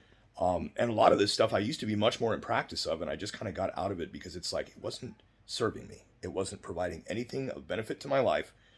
And it was kind of one of those, it's like, somebody's going to scream at you all the time. Eventually you're going to close the windows and the doors and just away from them, Mm-hmm. And so it's, I found ways to basically tune out the long suffering, the spiritual oppression and attacks. If I tune it back in, it would be one of those things where, like, what was that in that movie Pitch Black or whatever, where the guy like blows the flame? They show it in the previews for it. That was the one with Vin Diesel and the monsters in the dark. Oh yeah. And that every time they turn the lights on, and there's like 1,000 of these things. Yeah. If you can see my aura, but I don't know if you can see the astral plane around me. Mm. If you could see the astral plane around me, my guess is that is what you would see. Yeah, you would have that's exactly what I would see, and I would want to see that. And it would be nothing but weird, faceless, I guess you could call them like toad ash monsters on the Dark Tower, Stephen King It kind of thing.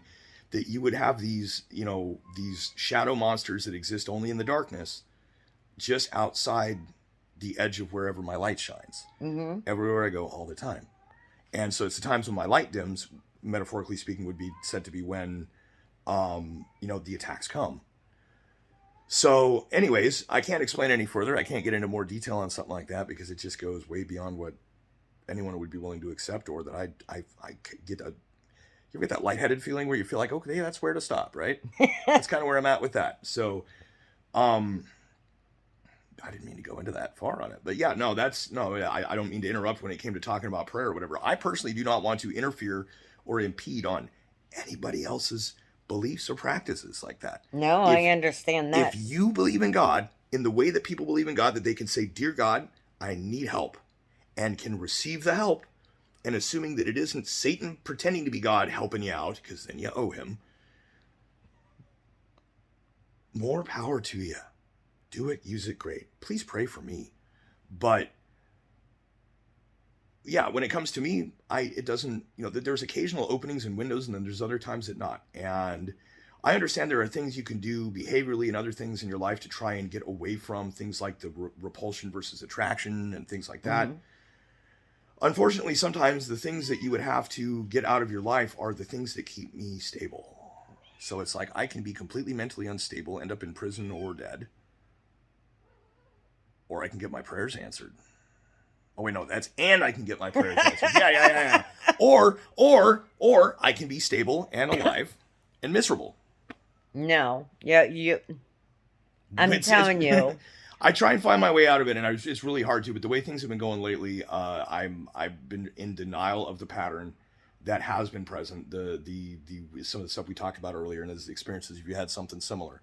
So, for whatever reason, I've had some extreme experiences. Whatever reason it is that you have these random people that just decide that they don't like you all of a sudden, or however it is that, that whatever causes it, whatever function it is in the world that serves or whatever, or whether it legit is just a bunch of people on a standalone complex basis that are so miserable with their own lives that they are pathologically compelled to disrespect, abuse, and harass others because it makes them somehow feel better in their own life, even though it doesn't.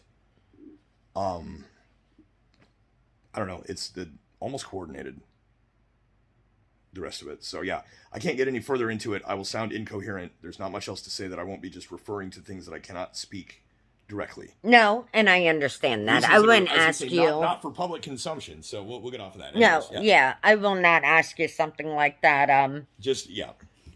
Like I said, I've even almost gone too far as the other effect goes by. But now, he knows so much. His father was a preacher. Yeah, my dad was a minister. I've quite the Bible experience before that, growing up and everything. So he grew up reading the Bible inside out.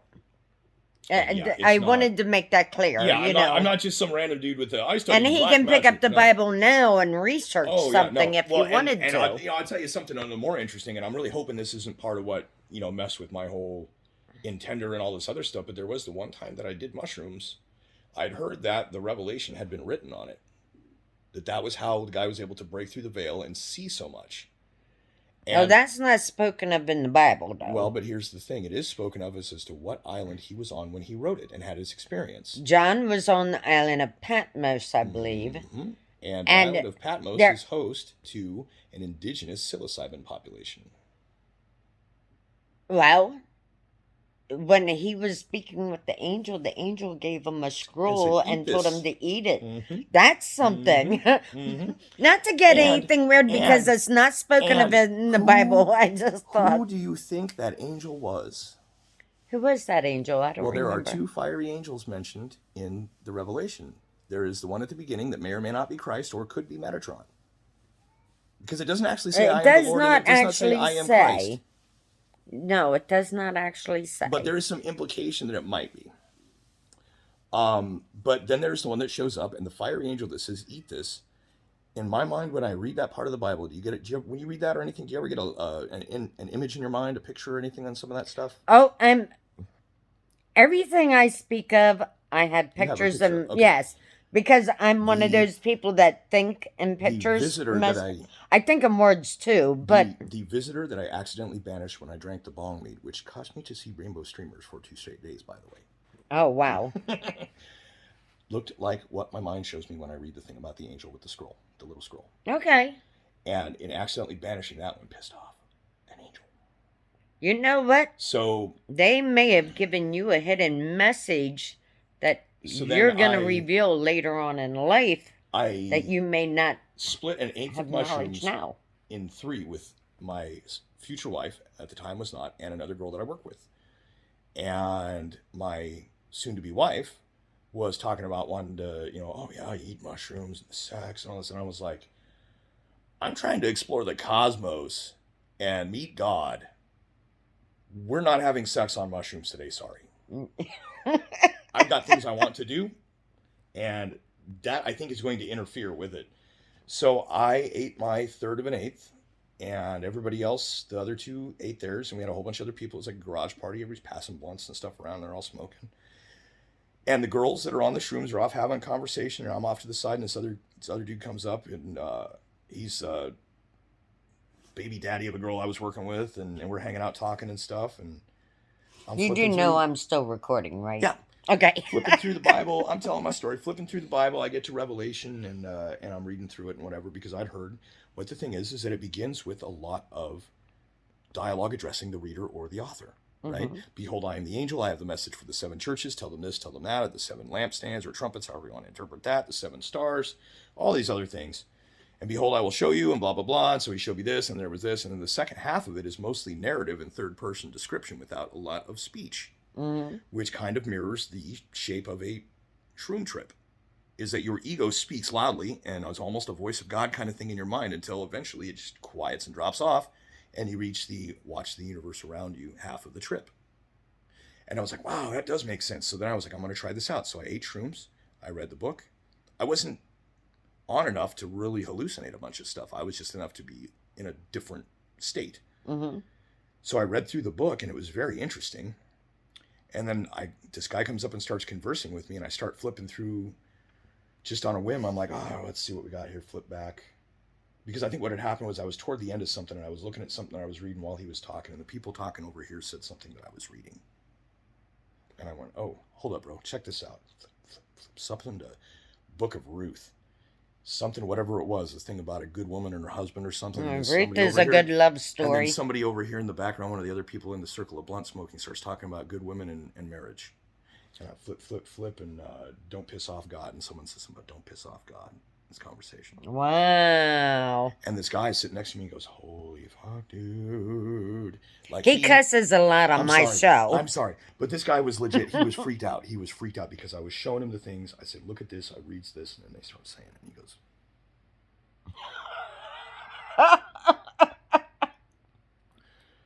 after that, I have what you could call bibliomancy.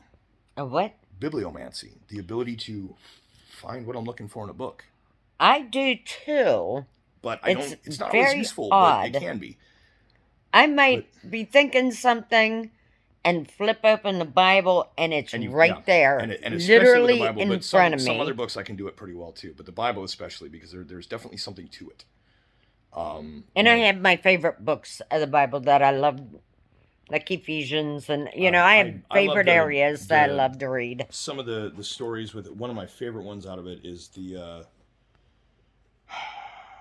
was it Azariah or Hezekiah, something like that. One of the first kings.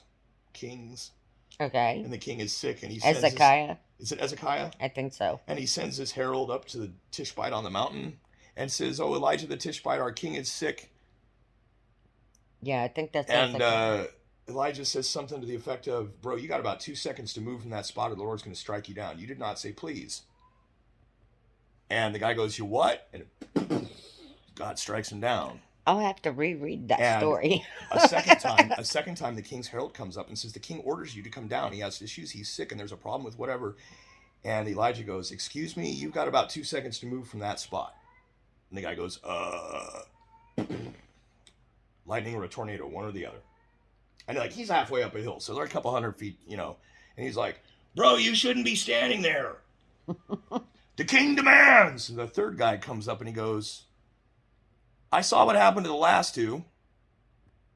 Would you please come talk to our king and find out what his problem is?"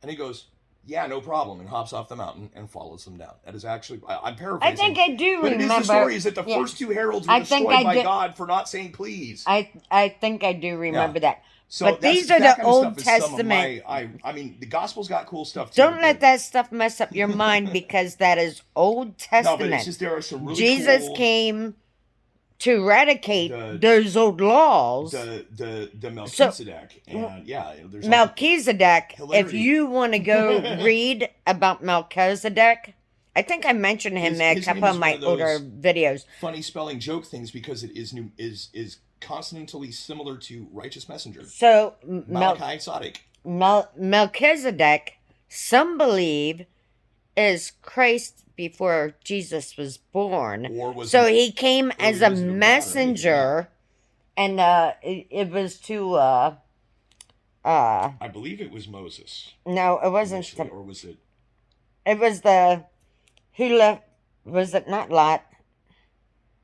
Oh my goodness, I can't think right now. Whoever it was, I cannot remember. I'd have to go back and read it. It wasn't. But Melchizedek came and blessed him. So this was huge, because he came out of nowhere. We're talking in the desert. No, it was a weird thing when that guy just showed up. He's got a really nice outfit on, and he talks about being the high priest of an order that bears his own name. And he comes in and like a king. Powers. Yes. Yeah. So it was either an angel. It was an aspect of God. It was Christ before Christ. And that's what I truly believe. It was Christ before Christ. There's some other things that are like and like there was there's a text that purports to be a translation of an ancient Sumerian story that refers to Anunnaki. And it refers to these Anunnaki having issues with their conquering of the earth and this other stuff, and genetically creating humans, or however their story goes. And at one point, a messenger, like an angel, shows up in their story. That's the story of the fallen angels. But an angel shows up in their story that is not part of their fake angels ruling humanity business. And they're like, "Wait, he's not one of us? He's not one of yours? Who is that?" And then the guy leaves after saying, "Here's your message from God." And then he leaves in the middle of the story, and everyone is like, "Wait, that wasn't your guy and that wasn't our guy?" It's the only legit angel in the Anunnaki story, right?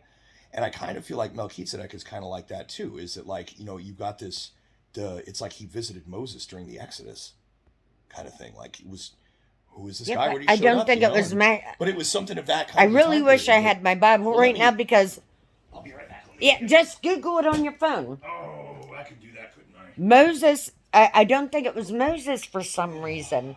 For whatever reason, I just love little things like this that you find in the Bible, because there's like little hidden golden nuggets for you to really grasp onto. And there's a whole reason why all this stuff circles back to what we need. And I don't know why, but Melchizedek is one of those ones that has always spoken out to me. Not him personally, I mean that story. And it's very small in the Bible. It's very small. Okay, so Melchizedek, Hebrew Melchizedek, king of righteousness, but also Malchi could be is Malachi, which is an angel Mm-hmm. messenger, or my king is righteousness. Translated Melchizedek or whatever, claimed to be the king of Salem, priest of El Elyon, which is of Most High God. El Elyon is another of the appellations like El Elyon, Adonai, Savaot. These are names of God.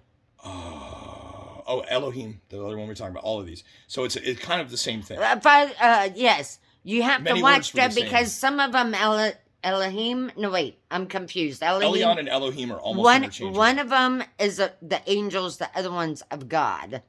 Although at the same time, when people will pray to the Elohim as the Most High, they are praying to God, not to the angels, which is weird.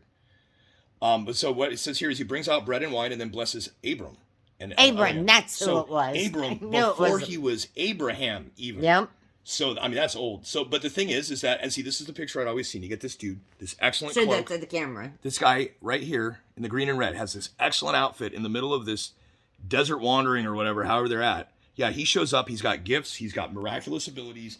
Nobody knows. And so my question is this something where there are a number of things in the oldest parts of the Old Testament that make me wonder if this isn't also a collection of some of the weirdest crap that the Hebrew people ever encountered and they just added it to the story? He brings a lot of oil and wine or something. I can't remember exactly what it is. The thing is that now Paul refers to in the Epistle of the Hebrews, this is according to Wikipedia here, it says Jesus is identified as high priest forever in the order of Melchizedek. Mm-hmm.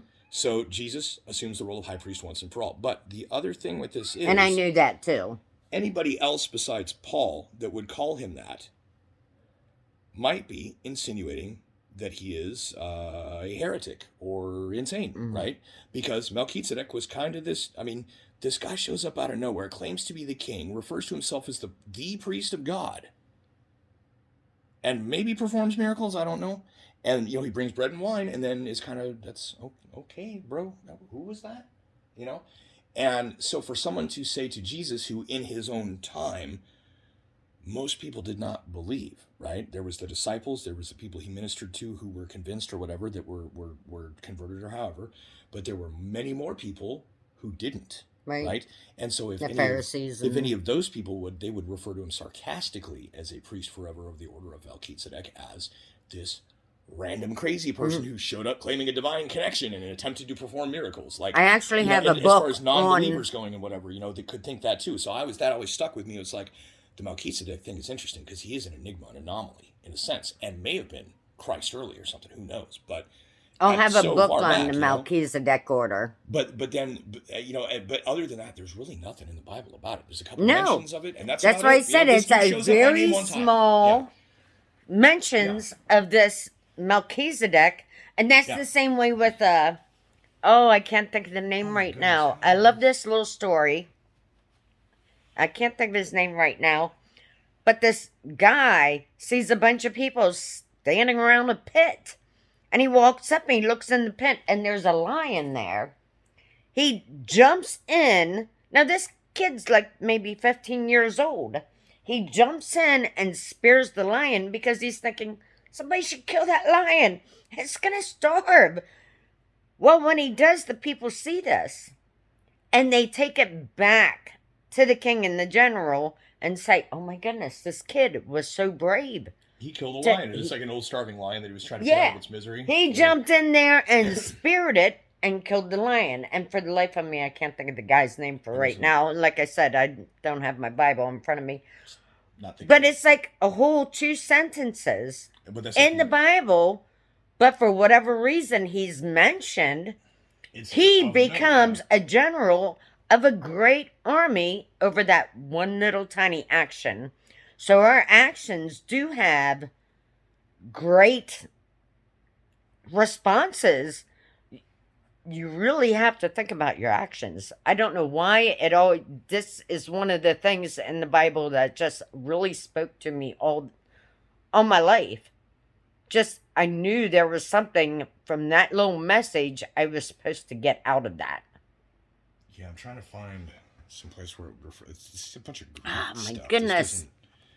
All right. No, it's in the Old Yeah, Testament. no, I was trying to. I looked into it with the Bible, but okay. So Old Testament, lion,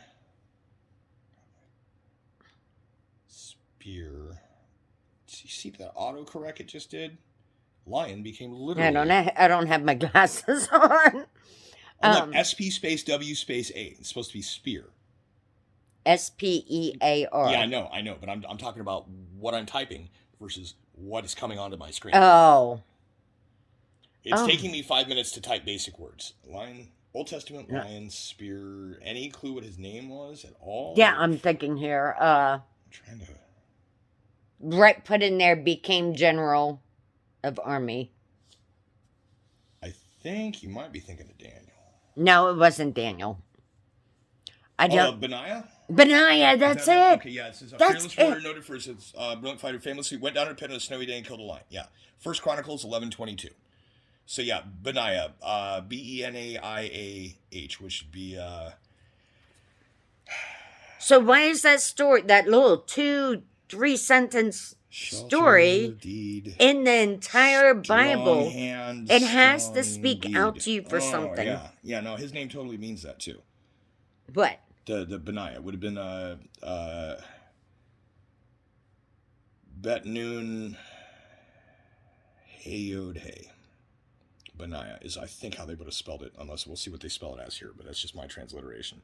But Bet is shelter, is the lean-to of a side of a, like off of a building, like a porch, or you could think of like the when they talk about Bethlehem. Okay. And Jesus, right? Is the Beth in Bethlehem is the letter B, and it refers to when they talk about the manger and the stable would be off the side of the building. There's a very symbolic meaning to the name of the town in which he was born that is related to that. Actually, the stables were built under the house. But it's an attachment to it. So and yeah, I'm not the house was above the stables. stables. Wikipedia now and see if I can find. So they lived, or they stayed underneath, on the ground below with the animals. I want to see how they spell his name. There we go, Benaiah. But we got to start cutting this up. Yeah, Almost 2 hours. Hebrew Yahweh builds up, spelled Bet Noon Yod Hey. Benaiah. Oh my gosh, what are they doing? Bet Noon Yod Hey Benaiah. But why is there? Okay, Bana. I see this. Yeah. Who? Oh, it's a vowel. Oh, they added a vowel at the end of it. So, okay, so his name actually contains Bet Noon Yod Hey Vow. So if you added another hey on the end, you'd have the full Tetragrammaton on that name. That's the name of God inside his name. So the Aya part is definitely, but yeah. So Yahweh builds up, but Ben is of, or son of, and the Bet Noon. Noon is the. Well, let's look up. This is still. I mean, we can. If we want to continue this conversation, we can just finish off the video. But I don't know what you want to do. I think we're going to finish the video. I'm almost 2 we're not hours. Quite done, but this is a long video, and this is going to take you a week to upload. No, I'm going to do it while I'm sleeping. There we go. Okay, before we do this, I'll get into some quick Hebrew pictogram stuff here. So, Bet means house or inn. Nun means seed, fish, activity, or life. Okay, so in that sense, it is, they're saying that so house or inn, life, so an active house, and then it's got the Yod Heyo vow. So why does this story, out of the whole Bible, really speak to me? Like, because of I really grasped this story because of probably the fact that this was one of those things where somebody was lauded for their great bravery, and the reality is it was an act of kindness, not of ferocity. And this general who came to power was the peaceful.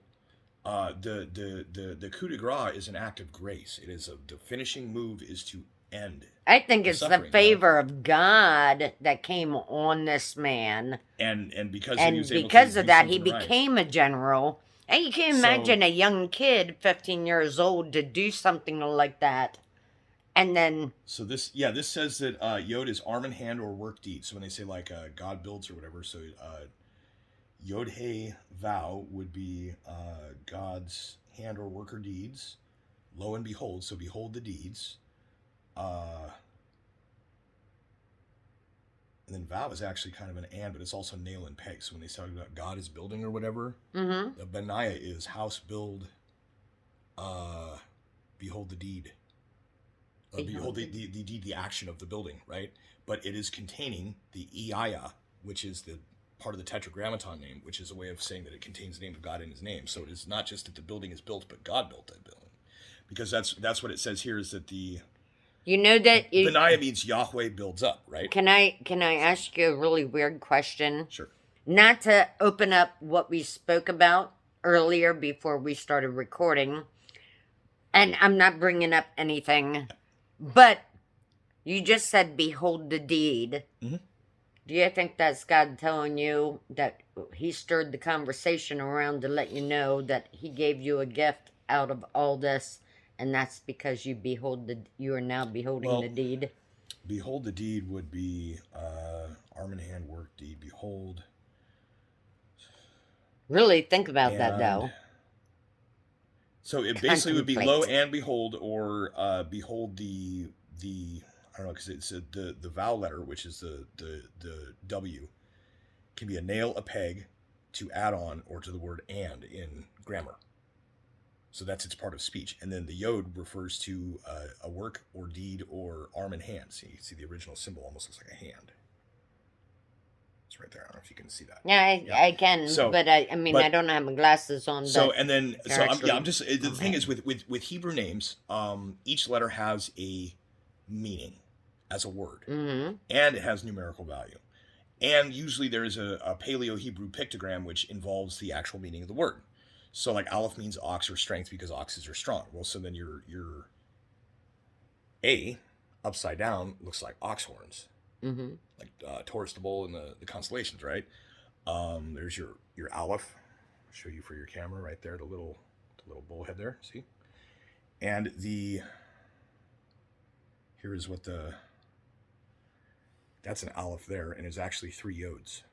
Okay. And then I kind of see the little dots. Yeah, the Aleph Lamed is El. That is the name of God for strength and leader. Strong leader is El. The original would be the shepherd's goad after the ox into the modern Hebrew. So, and then this one here, this says father is Ab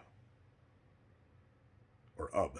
And so that would be your bet. So AB, Ub, strength of the house, or father, meaning that. So father means strength of the house. Hebrew is a very fascinating language. Very fascinating language. So I don't know.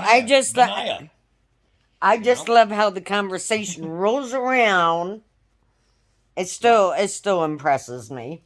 But I am gonna say good night. Finish it off here. It's about time for a breather and probably a bathroom break. So. Yes, it is. It is. Sorry about putting my big hand in the way. So, anyways, pertaining to Rose viewers, thank you for having me, and for Rose for having me on her channel, and thank you. Yeah, so we will. There will be more future videos, and hopefully something of a more condensed and concise topic. Because this is what happens if I sit down and talk to anybody. I know we rant. That's okay. But because look at my I'm gonna shamelessly plug my channel on somebody else's channel. If you go to the Kiosk channel, which we'll have linked in the description. I'll put a link in the description, and definitely make sure you subscribe. Where I'm just running the camera through the woods while I'm walking my property, and it'll be like an hour and a half or 2 hours of me like talking about what I'm thinking about and looking at for the whole time.